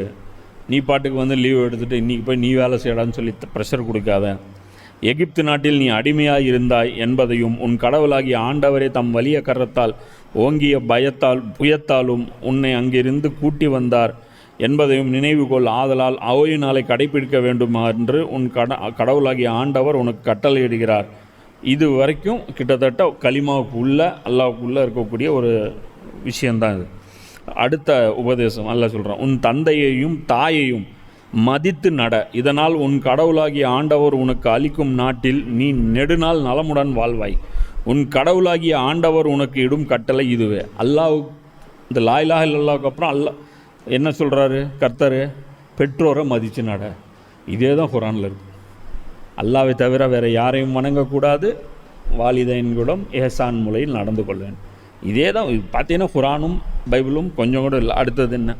இஸ்லாத்துலேயும் இதுதான் பாவம், கொலை செய்யாத. இதுவும் பைபிளில் இருக்குது, குரான்லேயும் இருக்குது. விபச்சாரம் செய்யாத. இப்போ இன்றைக்கி லிவிங் டுகெதர் வாழ்ந்துட்டுருக்கிறீங்களே, ஒரு ஆணு போய் சர்ச்சில் கல்யாணம் பண்ணுறீங்களே, இதெல்லாம் ஆண்டவர் சொல்லி தான் செய்கிறீங்களா? இந்த விபச்சாரம்னா என்ன? சரி, ஓகே, அதெல்லாம் விட்டுருங்க. இந்த பைபிள் இது சொல்லுதில்ல விபச்சாரன்ட்டு, அது என்னன்னு சொல்லு. இன்றைக்கி உங்கள் நாடுகளில் எப்படி பரவி கிடக்குது பார்த்து சொல்லுங்கள். களவு செய்யாத, திருடாத, பிறருக்கு எதிராக பொய் சான்று சொல்லாத. இதுவும் குரானில் இருக்கக்கூடிய விஷயம்தான். பிறர் மனைவி மீது ஆசை கொள்ளாதே. பிறர் வீடு, நிலம், அடிமை பெண், மாடு, கழுதை அல்லது பிறர்க்குரிய எதையும் கவர்ந்திட விரும்பாது. இதுதானே குரானும் ஹதீஸும் சொல்லுது. நபி ஸல்லல்லாஹு அலைஹி வஸல்லம் இதான சொன்னாங்க. மற்றவனுடைய மானம் புனிதமானது, உயிர் புனிதமானது, செல்வம் புனிதமானது. எந்த மனிதருடைய இந்த 3 விஷயங்களையும் யாரும் அவருடைய அனுமதி இல்லாமல் எடுக்கக்கூடாது, வாங்கக்கூடாதுங்க. இவ்வார்த்தைகள் இப்போ இதில் என்ன விஷயம்னா, இதில் பாரு, பிறர் மனைவி மீது ஆசை கொள்ளாதுன்னு இருக்குல்ல. இந்த ஹாரூத் மாரூத் இந்த 2வது அத்தியாயத்தில் 102வது வசனத்தில் அவங்க என்ன பண்ணாங்க? சூனியம் கற்றுக்கிட்டாங்க. அந்த சூனியத்தை என்ன பண்ணாங்க? கணவன் மனைவியை பிரித்தாங்க. கணவன் மனைவி பிரித்து அவங்க என்ன பண்ணாங்க? அடுத்தது அந்த மனைவியை எடுத்துக்கிட்டாங்க. இன்னொருத்தர் மனைவி மேலே ஆசைப்பட்டு அவங்களுக்குள்ள பிரிவினை ஏற்படுத்தி அதுக்கப்புறம் அந்த மனைவியை இவங்க எடுத்துக்கிட்டாங்க. இதெல்லாம் பைபிளில். ஏதாவது இதுக்கு மாறி நீங்கள் வெளிப்படையாக அவங்க செய்கிறாங்க. யார்? பனி இஸ்ரவேலர்கள். நல்வார்த்தைகளை ஆண்டவர் மலை மேல் நெருப்பு, மேகம், காரிருள் நடுவிலிருந்து உரத்த குரலில் உங்கள் சபையோர் எல்லாரிடமும் பேசினார். மேலும் வேறு எதையும் கூட்டாமல் அவர் அவற்றை 2 கற்பலகைகளில் எழுதி என்னிடம் தந்தார். இது மூசா அலைஹிஸ்ஸலாம் சொல்கிறாங்க. ஸோ இதெல்லாமே அல்லாஹ் எழுதி கொடுத்தான். இந்த வசனத்தில் குரானில் அது இது எழுதி கொடுத்தது அல்லாஹ் சொல்லலை. அது பனி இஸ்ராயலில் வருது.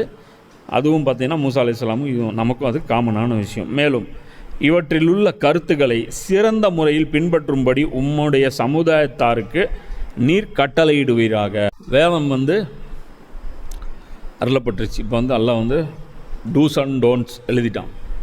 10 கமாண்ட்மெண்ட்ஸ், 10 விஷயங்கள் எழுதியாச்சு. இதெல்லாம் நீ செய்யணும், இதெல்லாம் செய்யக்கூடாது. அதுலேயும் அடுத்த அட்வைஸ் என்ன? இதை வலிமையாக பிடிச்சி, எப்படி வலிமையாக பிடிச்சி, இதை லூஸாக, இதில் எந்த ரூலும் நீ வயலேஷன் பண்ணக்கூடாது. இதுவும் சொல்லியாச்சா? ஸ்ட்ராங்காக ஃபாலோ பண்ணும், இது தூக்கி கிடப்பில் போட்டுறக்கூடாதுன்னு சொல்லியாச்சு. அடுத்தது பாரு, இதிலெல்லாம் என்ன சொல்கிறேன்? இந்த 10 கட்டளையில் இருக்கக்கூடிய விஷயங்களை சிறந்த முறையில் பின்பற்றும்படி உம்முடைய சமுதாயத்தாருக்கு நீர் கட்டளையிடுவீர். இப்போ இதில் டிரான்ஸ்லேஷன் பார்த்திங்கன்னா, இப்போ நான் பண்ண டிரான்ஸ்லேஷன் இது. மேலும் இவற்றில் உள்ள கருத்துக்களை, எதில்? அந்த தௌராத்தில் இருக்கக்கூடிய அந்த வேத கருத்துக்களை சிறந்த முறையில் பின்பற்றும்படி உம்முடைய சமுதாயத்திற்கு நீர் கட்டளையிடுவார். அது என்ன சிறந்த முறையில் பின்பற்றுறது? அது என்ன கருத்து சொல்லுதோ அதை அப்படியே புரிஞ்சுக்கணும். நம்பர் 1. இப்போ சிலை வைக்கக்கூடாதுன்னு இருக்குல்ல, இப்போ இவங்க வைக்கிறாங்கல்ல, கேட்டீங்கன்னா என்ன சொல்லுவாங்க? பைபிளில் அதுக்கு இடம் இருக்குது சொல்லுவாங்களா மாட்டாங்களா? பைபிள்லாம் நாங்கள் ஃபாலோ பண்ண மாட்டோம்னா சொல்லுவாங்க. ஃபாலோ பண்ணுறேன்னு தான் சொல்லுவாங்க. ஆனால் கேட்டால் நம்பாங்க. சிலைக்கும் ரீசனிங் சொல்லுவாங்க. என்ன சொல்லியிருப்பாங்கன்னா, ஏதோ ஒரு இடத்துலேருந்து ஓட்ட உடைச்சல் இருக்கும், அதை எடுத்துக்குவாங்க. புரியுதா? அது மாதிரி அல்லாஹ் என்ன சொல்கிறான், நான் என்ன மீனிங்கில் சொல்ல வரேங்கிறது முதல்ல புரிஞ்சிக்க முயற்சி பண்ணு. நீ ஒரு மீனிங் கொடுக்காத ஃபஸ்ட்டு. அப்படி அந்த மீனிங்கை மாற்றாமல், சிதைக்காமல், கெட்ட எண்ணத்தோடு டீல் பண்ணாமல் உள்ளது உள்ளபடி ஃபாலோ பண்ணு. இதுதான். இப்போ இந்த டிரான்ஸ்லேஷனில் அவங்க என்ன பண்ணியிருக்காங்க அப்படின்னா, இப்போது நான் தமிழில் ஐஎஃப்டியில் இருக்கிற குரானை சொல்கிறேன். ஏற்கனவே நான் முதல்ல படிக்கும்போது அதுதான் படித்தேன். இவற்றில் உள்ள சிறந்த கருத்துக்களை பின்பற்றும்படி உம்முடைய சமுதாயத்தாருக்கு நீர் கட்டளையிடுகிறேன். இப்போ நான் தௌராத்தை கொடுத்துட்டேன், இதில் இருக்கிற நல்ல விஷயங்களை ஃபாலோ பண்ணுங்க அப்படின்னா என்ன அர்த்தம்? சிறந்த கருத்துக்களை ஃபாலோ பண்ணுங்கன்னா அப்போ கழிச்சு விட வேண்டியதும் சிலது இருக்குது. அதான் அர்த்தம். ஒரு இதில் கொடுக்குறேன், தக்காளி இருக்கிறேன், நல்ல தக்காளிலாம் எடுத்துங்க பாய், இதில் இருக்கிற நல்ல தக்காளி எடுத்துங்க அப்படின்னா என்ன அர்த்தம்? இதில் நல்ல தக்காளியும் இருக்குது, பழுக்காத தக்காளியும் இருக்குது, கெட்டுப்போன தக்காளியும் இருக்குன்னு அர்த்தம். இதுதான் மீனிங் இது. ஆனால் அவர் உருதுல என்ன பண்ணி வச்சுருக்காரு மௌலானா மௌதூதி, என்ன குரானுடைய மஃபூமை சிறந்த முறையில் இப்படி கடைப்பிடிங்கள். குரானு மஃபூம்னால என்ன கருத்துன்னு அர்த்தம். இங்கே கருத்துக்களை வந்து சிறந்த கருத்துக்களை பின்பற்றும் இல்லை, குரானுடைய கருத்து சரி எல்லா கருத்தும் சிறந்தது தான். குரானில் வந்து அபத்தமான கருத்து இருக்கா? அப்போ மீனிங் எவ்வளோ மீனிங்லெஸ்ஸாக போகுது பார்த்தியா? அல்லாஹ் என்ன சொல்கிறான், குரானை மீனிங்லெஸ் ஆக்கிடாதீங்கிறான். அந்த வார்த்தையவே நீங்கள் மீனிங்லெஸ் ஆக்கிட்டு இப்போ எவ்வளோ கேர்ஃபுல்லாக இருக்கணும் பார்த்து, புரியுதா? அல்லாஹ் சொல்கிறதே அது மீனிங்கை கொலாப்ஸ் பண்ணிடாதீங்க, நான் என்ன மீனிங்கில் சொன்னேனோ அந்த மீனிங் தான். புரியுதா? உதாரணத்துக்கு சொல்கிறேன். இப்போ நான் சொல்கிறேன், பிஸ்னஸ் நீ தொடங்கும்போது நான் என்ன சொல்லுவேன், பார்த்து செய்ய. இப்போ இந்த இடத்துல மீனிங் என்ன? கண் யூஸ் பண்ணுன்னு அர்த்தமா? அறிவை யூஸ் பண்ணுன்னு அர்த்தம். ஆனால் பார்க்குறதுக்கு எது வேணும்? கண் வேணும். இப்போ கண் இல்லாத ஒருத்தர் ஒன்று நான் சொல்கிறேன், பார்த்து யோசிச்சு பண்ணுப்பா அப்படிங்கிறேன். அவரை போய் பார்க்க சொல்கிறீங்க, அவர்கிட்ட கண்ணே கிடையாதுங்க அப்படின்னு சொன்னேன். அவருக்கு கண் இல்லையா, உனக்கு கண் சரியா? பார்த்துக்கு மீனிங் என்னங்கிறது புரியும்ல, புரியுதா? அப்போ பார்த்துக்கு நிறைய மீனிங். அப்போது லாங்குவேஜில் வந்து பிரச்சனைகள் இருக்குது. ஏன்னா அல்லாஹ் நினச்சா அல்லாஹ் ஒரு லாங்குவேஜ் லான்ச் பண்ணி அந்த லாங்குவேஜில் சூப்பராக அல்லாஹ் விளக்க முடியும். சரி, அந்த லாங்குவேஜ் எங்கே நீங்கள் போய் எப்படி புரியும்? புரியுதா? ஒரு சர்ச்சே வராத ஒரு லாங்குவேஜ் அல்லாஹ் இது பண்ணி அல்லாஹ் ஒரு உருவாக்கி அதில் பேசினான்னா மனிதர்களுக்கு என்ன புரியும்? அப்போது அல்லாஹ் இங்கே இருக்கிற லாங்குவேஜ் தான் பயன்படுத்துகிறான். அப்போ அந்த லாங்குவேஜில் இருக்கக்கூடிய நெளிவு சுழிகள்னு இருக்குது. அதில் மொல்ல மாதிரித்தனம் பண்ணாதீங்க. நீ அந்த ஆயத்தவே மொல்ல மாதிரித்தனம் பண்ணி வச்சுருக்கீங்க. அப்புறம் நீ வந்து எங்கே போய் போவ? புரியுதா? இந்த வழி தெரியாதவன் வந்து போர்டை பார்த்து போவான், போர்டுலேயே தப்பாக வழி போட்டுருந்தா அவன் எங்கே போவான்? அது மாதிரி வந்து பண்ணாதீங்க. இது தான் வந்து அல்லாமா இக்பால் என்ன சொல்கிறாரு, ஹுத் பதல்தே நஹி குரான்கு பதல்தே. குரானில் இருக்கிற மாதிரி தன்னுடைய நடவடிக்கையை மாற்றிக்கணும். இவன் என்ன பண்ணுறான், நம்முடைய நடவடிக்கைக்கு தகுந்த மாதிரி குரானுக்கு மீனிங் கொடுத்துறான். அல்லாஹ் என்ன சொல்கிறான், இயன்ற வரை செய்யுங்கிற. இப்போ முடிஞ்ச வரைக்கும் தான்ப்பா பண்ண முடியும். தொழுவுறது முடிஞ்ச வரைக்கும் தான்ப்பா பண்ணுவோம், சரியா? உபரியானதை தர்மம் செய்யுங்க அல்லாஹ் சொல்கிறான். உபரின்னா என்ன? பாக்கெட்டு ஃபுல்லாகி 2 நோட்டு திரிச்சிட்டு வெளியே வந்தால் அதுதான் உபரியா? புரியுதா? அப்போ உபரின்னா என்ன? அது மீனிங் நீ தான் முடிவு பண்ணணும். அது இக்லாஸாக இருந்தால் மட்டும்தான் நீ பண்ண முடியும். இது தான் அல்லாஹ் சொல்கிறான். நான் சொன்னதை வயலேட் பண்ணாது. இப்போ அந்த இடத்துல என்ன இருக்குது, பிறர் மனைவியை ஆசை கொள்ளாத அப்படின்ட்டுருக்கு. இப்போ நான் என்ன சொல்கிறேன், பிறர் மனைவி இல்லை, கல்யாணமாகாத ஒரு பொண்ணு இருக்குது. இப்போ இந்த இடத்துல 10 கமாண்ட்மெண்ட்ஸ் என்ன? அடுத்த மனைவி தானே பார்க்கக்கூடாதுன்ட்டுருக்கு. இது யாருக்குமே மனைவி இல்லை, புரியுதா? அப்போ யாருமே இப்போ கல்யாணமாகாத கன்னி பெண்களை வந்து விபச்சாரம் பண்ணலாமா? இதுதான் மிஸ் அண்டர்ஸ்டாண்டிங் பண்ணுற, புரியுதா? இதான் சட்டத்தோடைய லூப் போல். கேட்டால் என்ன சொல்லுவோம், எங்கே இருக்குது பைபிளில் பிறர் மனைவியை தானே இது பண்ண வேண்டான்னு இருக்கு. நான் வந்து யாரும் மனைவி இல்லாத ஒரு பெண்ணை வந்து அப்போ சகோதரி மேல் ஆசை கொள்ளாதேன்னு இங்கே இருக்கா? இல்லை. இப்போ இல்லை, ஆனால் ஆசை கொள்ளக்கூடாதா? கொள்ளலாமா? கூடாது தானே. எதன்படி கூடாது? சிம்பிள். நேர்மையாக சிந்தித்தோம்னா நேர்மை, அயோக்கியத்தனம்னு இறங்கி வந்துட்டோம்னா அயோக்கியத்தனம். அல்லாஹ் பொறுத்த வரைக்கும் என்ன, அவன் நமக்கு சோதிக்கிறத அவன் அனுப்பியிருக்கான். பண்ணுறாசா, எவ்வளோ ஆட்டம் போடிடுவேன். இப்போ இன்றைக்கி வந்து இஸ்ரேலும் அமெரிக்காவும் ஆடுதில்ல. ஆண்டவருக்கு பிடித்தமான பூமி இஸ்ரேலு. ஆமாம், ஆண்டவருக்கு பிடித்தமான பூமி மக்காவும் தான். ஆனால் நபி ஸல்லல்லாஹு அலைஹி வஸல்லம் விரட்டினதுக்கப்புறம் பிடித்தமான பூமி கிடையாது. அப்போ இஸ்ரேல் வந்து என்ன செஞ்சாலும் அது வந்து ஆண்டவரால் ஆசீர்வதிக்கப்பட்ட பூமியா?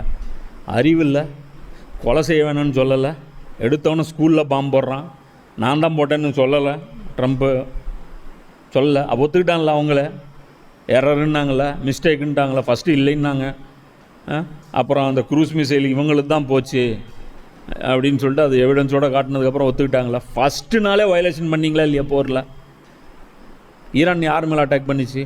ஈரான் தான் ஃபஸ்ட் அட்டாக் பண்ணிச்சா? நீங்கள் அட்டாக் பண்ணிங்களா? கொலை செய்யாத பைபிளில் இருக்கு. என்ன ஆன்மீகம் இது? இஸ்ரேல் இது, அமெரிக்கா இது, என்ன கேடுகட்ட ஆன்மீகம் இதுன்னா? முதல்ல உங்கள் 2 பேருக்குள்ளே எப்படி முதல்ல அஃபேர் ஸ்டார்ட் ஆச்சுன்றேன். இந்த கள்ள ஜோடி என்ன ஜோடின்றேன்? 2 பேரும் சேர்ந்துருக்கீங்க, ஏன் சேர்ந்துருக்கீங்க? 2 மெர்ஜ் ஆயிட வேண்டியதானே? ஒன்று நீங்கள் அவங்களாயிர வேண்டியதான், அவங்க உங்களாயிர வேண்டியதான். உங்களுக்கும் யூத மதத்துக்கும் கிறிஸ்தவத்துக்கும் பஞ்சாயத்தே ஜீசஸ் தான் பஞ்சாயத்து. அப்போ எப்படி இப்போ அதை வச்சு இப்போ நீங்கள் எப்படி சேர்ந்து இருக்கிறீங்க? பார்க்க போனால் யூதர்களுக்கும் இஸ்லாத்துக்கும் பஞ்சாயத்து கிடையாது. ஏன்னா எல்லா நபிமார்களையும் நாம் சப்போர்ட் பண்ணுறோம், மூசா அலைஹிஸ்ஸலாமும் நம்ம சப்போர்ட் பண்ணுறோம். முஸ்லீம்களுக்கும் கிறிஸ்தவர்களுக்கும் பஞ்சாயத்து கிடையாது. 2 பேருக்கும் காமனாக நாம தான் நட்பாக இருக்கணும். ஆனால் இவங்க 2 பேரும் சேர்ந்து நம்மளை எதிர்க்கிறாங்க. சரி, நம்மளை எதிர்க்கிறாங்க, ரைட், குழந்தைங்க கொள்கிறாங்க, இது பைபிள் ஒத்துக்குதா? இதனால் உங்களுக்கு இதனால சொர்க்கம் கிடைக்கும் நம்புறீங்க பாருங்க. அவ்வளோ பெரிய முட்டாள்கள் நீங்கள். அமெரிக்காவில் இருக்கிற இராணுவ அதிகாரி ரிசைன் பண்ணுறாரு, அமெரிக்காவில் இருக்கிற உளவுத்துறை அதிகாரி ரிசைன் பண்ணுறாரு. எத்தனை பேர் காரி துப்புறாங்க. எல்லாம் ஆண்டவர் இஸ்ரேலின் பின்னால் இருக்கிறார். வெக்கமில்ல, கேவலமாக இருக்குது.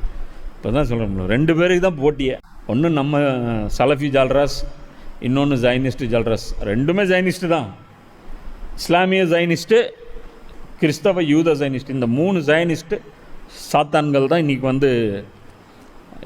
உலகத்தை நாசக்கேடு பண்ணிட்டு. அதான் சொல்கிறோம்ல, இதில் இந்த சட்டத்தில் இருக்கிற ஓட்டைகளை நம்ம என்ன பண்ணக்கூடாது, லூப் ஹோலை பயன்படுத்த பார்க்கக்கூடாது. புரியுதா? மனுஷன் திட்டு தான் பண்ணுவோம் எப்போவுமே. இப்போ உதாரணத்துக்கு நிறைய வேலையில் ஓபி போடுவோம்ல, இது செய்ய சொன்னால் அப்படியே உட்காந்துக்கிறது, கேட்டால் ஓனர் சாக்கு சொல்லிடலாம் அப்படின்னு. அந்த மாதிரி அந்த இன்டென்ஷன் வேதத்தோடு நமக்கு எப்பவுமே இருக்கக்கூடாது. இதுக்கு அல்லாஹ் அடுத்தது சொல்கிறான், அதிவிரைவில் பாவம் புரியக்கூடிய இருப்பிடத்தை நான் உங்களுக்கு காண்பிப்பேன். இந்த இடத்துல அல்லாஹ் என்ன சொல்கிறான், இப்போ நீங்கள் கூட்டிகிட்டு வரப்பட்டது ஒரு நோக்கத்துக்காக கூட்டி வரப்பட்டிருக்கு. உங்களுடைய பர்மனெண்ட் இடம் இது கிடையாது. எது? இந்த மலைக்கு கீழே இருக்கிற அந்த டென்ட்டு பர்மனெண்ட் உங்களுக்கு கிடையாது. உங்களுடைய இடம் எது நான் காட்டுவேன். முதல்ல இதை ஃபாலோ பண்ணு. எங்கேயும் நான் போயிட மாட்டேன், மூசாவும் எங்கேயும் போயிட மாட்டார். முதல்ல இந்த 10 கட்டளைகள் கொஞ்ச நாள் ஃபாலோ பண்ணு. அப்போது நீங்கள் இந்த குடிசைகளில் இருந்துகிட்டே நீங்கள் ஃபாலோ பண்ணணும். அப்போ அதுலேயே கொலை பண்ணிக்கிறாங்களா இல்லையா? கொலை பண்ணிவிட்டு முழிச்சிட்டு இருந்து அந்த மாடு எடுத்து ரத்தம் எடுத்து அடித்து அதெல்லாம் பண்ணுறாங்க இல்லையா? ஃபிரௌன்ட்டு வந்ததுக்கப்புறம் தானே நீங்கள் கொலை பண்ணுறீங்க. அப்போ 10 கமாண்ட்மெண்ட்ஸ் என்னத்தை ஃபாலோ பண்ணிக்கினீங்க? அது அடுத்த பிரச்சனை, அதோட பெரிய பிரச்சனை வச்சுக்கோ. 10 கமாண்ட்மெண்ட்ஸ் வாங்க கீழே போனால் அந்த மெயின் அந்த களிமா இவ்வளோ லென்த்துக்கு களிமா இருக்குல்ல, அந்த களிமாவே காலி பண்ணி விட்டாங்க மூசா நபி கீழே போகிறதுக்குள்ளே. சரியா? 10 கமாண்ட்மெண்ட்ஸில் ஆகப்பெரிய கமாண்ட்மெண்ட்ஸு காலி பண்ணி விட்டாங்க. இப்போது அல்லாஹ் சொல்கிறான், பூமியில் நியாயமின்றி பெருமை கொள்பவர்களின் பார்வைகளை என்னுடைய சான்றுகளை விட்டும் நான் திருப்பி விடுவேன். அவர்கள் எந்த சான்றுகளை கண்டாலும் ஒருபோதும் அவற்றின் மீது நம்பிக்கை கொள்ள மாட்டார்கள். மேலும் நேர்வழியினை கண் எதிரே அவர்கள் கண்டாலும் கூட அதனை மேற்கொள்ள மாட்டார்கள். ஆனால் வழிகேடான பாதையை காண்பார்களானால் அதனை மேற்கொள்ள முனைந்து விடுகின்றார்கள். இதற்கு காரணம் யாதெனில் அவர்கள் நம்முடைய சான்றுகளை பொய்யென கூறினார்கள், மேலும் அவற்றை அலட்சியப்படுத்தி கொண்டிருந்தார்கள். இது அல்லாஹ் இந்த 10 கமாண்ட்மெண்ட்ஸ் கொடுத்துட்டு, தம்பி இதில் லூப் ஹோல்ஸ் இருக்கா? இருக்குது. இதை கிறுக்குத்தனமாக மீனிங் கொடுக்க முடியுமா? முடியும். புரியுதா? இது எல்லாருக்கும் நேர்வழி காட்டுமா? அதுதான் இல்லை. இப்போ அல்லாஹ் இந்த ஆயத்தில் வைக்கிறான் பாரு, அதான் சொல்கிறல, வச்சாம்பார் ஆப்புங்க. இந்த ஆயத்து அல்லாஹ் என்ன சொல்கிறான், இது யாருக்கு யூஸ் ஆகும் தெரியுமா? இப்போ ஒரு லிஸ்ட்டு போடுறான். நம்பர் 1, பூமியில் நியாயமின்றி பெருமை கொள்பவர்களின் பார்வைகளை என்னுடைய சான்றுகளை விட்டும் நான் திருப்பி விடுவேன். பூமியில் நியாயமே இல்லாமல் என்ன பெருமை அடிக்கிறவங்கள நான் என்னுடைய அத்தாட்சிகளை பார்க்க முடியாத மாதிரி, உணர முடியாத மாதிரி, சிந்திக்க முடியாத மாதிரி, ஏற்க முடியாத மாதிரி ஆக்கி விட்டுருவேன். அவர்கள் எந்த சான்றுகளை கண்டாலும் ஒருபோதும் அவற்றின் மீது நம்பிக்கை கொள்ளவே மாட்டார்கள். எத்தனை பெரிய அவங்களோட அல்லாஹ்வுடைய அத்தாட்சிகள் வந்தாலும் அவர்கள் ஏற்றுக்கொள்ள மாட்டார்கள். மேலும் நேர்வழியினை தம் கண்ணெதிரே அவர்கள் கண்டாலும் கூட அதனை மேற்கொள்ள மாட்டார்கள். அப்போது அல்லாஹ் இந்த வசனத்தில் ஏகப்பட்ட படிப்பினர். நம்பர் 1 முதல் விஷயம் என்ன, இந்த வேதம் யாருக்கெல்லாம் பயன் தருங்கிறது இந்த வசனம் சொல்லுது. யாருக்கு பயன் தராது அப்படிங்கிறது சொல்லுது. யாருக்கு பயன் தராது? அல்லாஹ்வுடைய பூமியில் வாழ்ந்து இப்போ இதில் வரான்ல, நியாயமின்றி பெருமை கொள்பவன். இவன் யார்? பெருமை கொள்வது ஒரு பக்கம், நியாயமே இல்லாமல் பெருமை கொள்வது ஒரு பக்கம். ஒன்று செஞ்சுட்டு அச்சீவ் பண்ணிவிட்டு பெருமை கொள்றதுங்கிறது ஒன்று, ஒன்றும் கிழிக்காமல் பெருமை கொள்றதுன்னு ஒன்று. புரியுதா? ஒருத்தன் டாக்டர் ஆகி அவன் வந்து ஃபோட்டோ எடுத்து அல்லது ஏதோ பண்ணி பயங்கரமாக கலாய்க்கிறான் மற்றவனெலாம் பார்த்தினா அது பெருமை. புரியுதா? அவன் ஒரு எஃபர்ட்டை போட்டிருக்கான், ஒரு அச்சீவ் பண்ணியிருக்கான், மற்றவனை மதிக்க மாட்டேங்கிறான், இது ஹெட் வெயிட்டு. இந்த நாய் சும்மா தின்னு போட்டு பெட்டில் படுத்துக்கிட்டு அதுக்கப்புறம் வந்து ஒயிட் அண்ட் ஒட்டு கோட்டை எவனோ ஒருத்தன் டாக்டர் ஆஸ்பத்திரிக்கு போய் ஆஸ்பத்திரியில் டாக்டர் வாஷ்ரூம் போயிட்டு இருந்த கேப்பில் அந்த கோட்டை எடுத்து மாட்டிக்கிட்டு ஸ்டெத்தாஸ்கோப்லாம் போட்டு இன்ஸ்டாகிராமில் ரீல்ஸ்லாம் பண்ணி போட்டேன்னா இது நியாயம் இல்லாமல் பெருமை கொள்வது. ரெண்டு வித்தியாசம் இருக்குல்ல. இப்போ அல்லாஹ் இந்த இடத்துல சொல்கிற நியாயமின்றி பெருமை கொள்பவர் யார் அப்படின்னா அவங்க கிடையாது. பூமியில் அல்லாவுடைய பூமியில் வாழ்ந்துட்டு என்ன அல்லாஹ் கொடுத்த அருட்கொடைகளை இலவசமாக அனுபவிச்சுட்டு காற்றுக்கு காசு கட்டுறோமா? கிட்னி வேலை செய்கிறதுக்கு வந்து சார்ஜ் கொடுக்குறோமா? கண்ணுக்கு இத்தனை மெகா பிக்சல் கேமரா இருக்கா, அதுக்கு சார்ஜ் கொடுக்குறோமா? இதுக்கு பவர் பேங்க் இருக்கா, பேட்ரி இருக்கா, சார்ஜர் இருக்கா? எவ்வளோ வேலை செய்யுது? இந்த மைக்குக்கு வந்து பேட்ரி இருக்குது, சார்ஜர் இருக்குது, இதுக்கு லிமிட் இருக்குது. 2 மணி நேரத்துக்கு மேலே ரெக்கார்டிங் தாங்காது. இந்த மைக் எவ்வளோ நேரம் பேசுது? இந்த காது எவ்வளோ நேரம் கேட்குது? நம்ம உடம்புக்குள்ளே இருக்கிற எத்தனை ஸ்பேர் பார்ட்ஸ் இருக்குது? நம்ம சாப்பிட்றது சத்தாக மாறுது, உடம்பு வந்து கழிவுகளாக வெளியேற்றுது. இது எல்லாமே நம்ம கண்ட்ரோலில் இருக்கா, நம்ம கண்ட்ரோலில் மீறி இருக்கா? இது எல்லாமே நம்ம கண்ட்ரோலில் இருக்கா, நம்ம கண்ட்ரோலில் மீறி இருக்கா? கண்ட்ரோல் மீறி இருக்கா?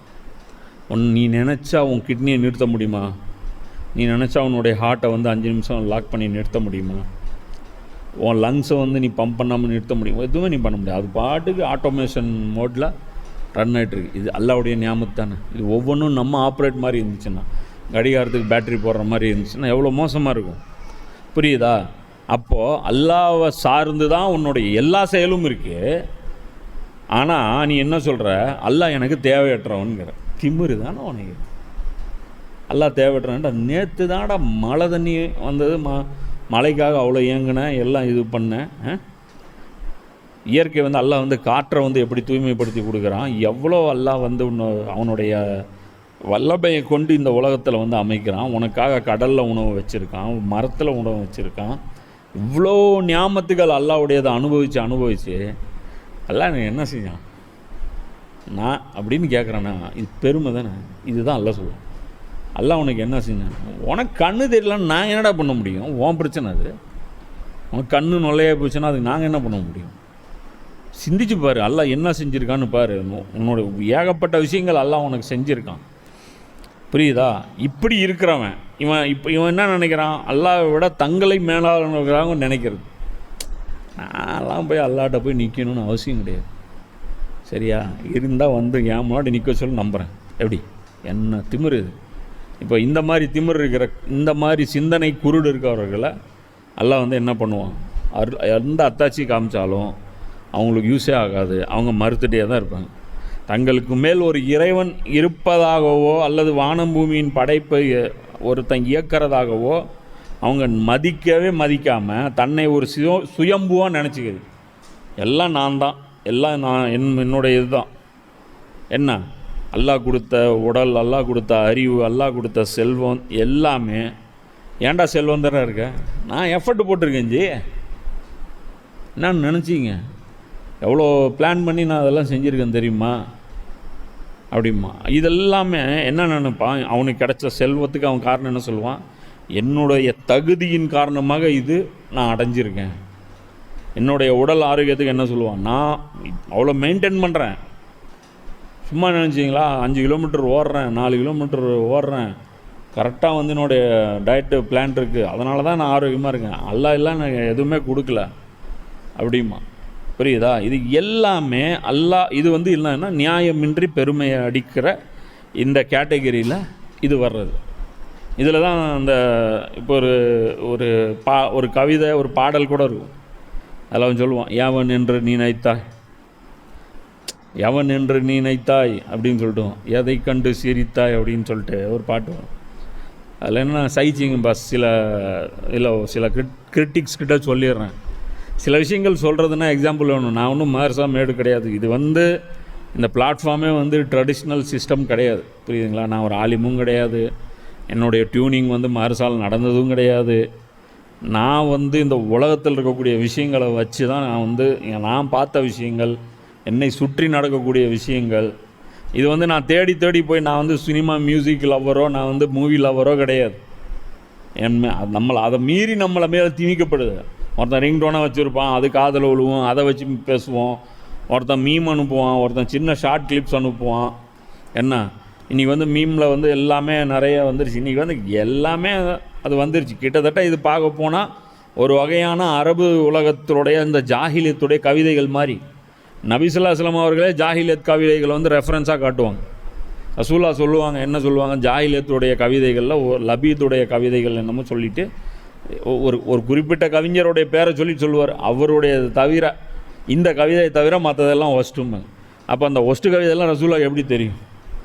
அது கருத்து அர்த்தம் இல்லாத கருத்து அதில் இருக்குதுன்னு தெரிஞ்சு தானே வச்சுருக்காங்க. அதுக்கு நான் சினிமா பாட்டு கேட்டு போங்கன்னு சொல்ல, கண்டிப்பாக கேட்காதீங்க, வேணாம். ஆனால் இந்த மாதிரியான சில விஷயங்கள் எக்ஸாம்பிள் மூலம் சொல்லும்போது அவங்களுக்கு புரியுது. உதாரணத்துக்கு கமல் ஒரு நாத்திகன், அவன் வந்து எழுதுறான். அவன் என்ன சொல்கிறான், எவன் என்று நினைத்தாய், எதை கண்டு சிறுத்தாய், அதெல்லாம் சொல்லிட்டான். சொல்கிறான், யாருக்கும் அடிமை இல்லை, நான் யாருக்கும் அடிமை இல்லைங்கிறான். இத்திமிரு தானே இது. ஏன்டா அடிமை இல்லை? உன் லங்ஸ் அடிமையாக தான்டா இருக்குது. உன் லங்ஸ் அடிமையாக தானே இருக்குது. அடிமை இல்லைல்ல. அகெயின்ஸ்டாக மாற்றி காட்டு, ஹார்ட்டை நிறுத்தி காட்டு, கிட்னிகிட்ட சொல்லி காட்டு, தண்ணி குடிச்சிட்டு 4 நாள் யூரின் போகாமல் இருந்து காட்டு. யாருக்கும் அடிமை இல்லைல்ல. நீ பாத்ரூமுக்கு அடிமை, உன் வயிற்றுக்கு அடிமை, உன் கண்ணுக்கு அடிமை, ஒவ்வொரு உறுப்புக்கு நீ அடிமை. நாங்கள் எல்லாத்தையும் சேர்த்து ஒரே ஒருத்தனுக்கு தான் அடிமை, அல்லாஹ்வுக்கு மட்டும்தான் அடிமை. புரியுதா? அப்போ என்ன விஷயம்னா, அதில் அவன் சொல்கிறான் அந்த பாட்டில், யார் என்று தெரிகிறதா, இவன் தீ என்று புரிகிறது. யார்? இப்லீஸ். தீ யார்? நம்மால் தான், இப்லீஸு. நெருப்புக்கு பிறந்தான், நித்தம் நித்தம் வளர்ந்தான். இப்லீஸாக நெருப்புக்கு பிறந்து நித்தம் நித்தம் வளர்றானா. 10,000 வருஷம் வரலாற்றில் அவன் குரோத் ஆகி இன்றைக்கி வந்து அவனுக்கு வந்து ஜென்ஸீஸை வந்து எப்படி கண்ட்ரோல் பண்ணணும்னு இப்லீஸ் தெரியுமா? தெரியாது. இப்போ ஜென்ஸீஸுக்கு ஆப் வைக்கணும்னா அவனுக்கு டெக்னாலஜி எவ்வளோ அப்டேட் ஆகும். அவன் இருப்பான். அவனை என்ன தியாகராஜ பாவத்தை வச்சா வழிகிட முடியும் ஜென்ஸீஸை? இப்போ என்ன விஷயம்னா, இந்த தக்கப்பூர் இருக்குது பாரு, இது பெரிய மேட்ரு. இது நாங்கள் வந்து அல்லாஹ்வுடைய நிர்வாகத்துக்கு கீழே இல்லை, நான் வந்து யாருக்கும் கீழே இல்லை, நான் யாருக்கும் அடிமை இல்லை டிக்ளேர் பண்ணுறான். இதுதான் வாழ்க்கை. அதனால தான் இன்றைக்கி வந்து கடவுளை பார்த்து சொல்கிறான், நன்மை தீமை நீ ஏன் டிசைட் பண்ணுற, நீ ஏன் டிசைட் பண்ணுற? நாங்கள் தான் முடிவு பண்ணுவோம். நீ எதுக்கிட முடிவு பண்ணுவேன்? நீ எதுக்கு முடிவு பண்ணுவேன்? படைச்சவன் தான் முடிவு பண்ணும், நல்லா சொல்கிறான். ஆனால் வழிகேடான பாதையை காண்பார்களானால் அதனை மேற்கொள்ள முனைந்து விடுகின்றார்கள்.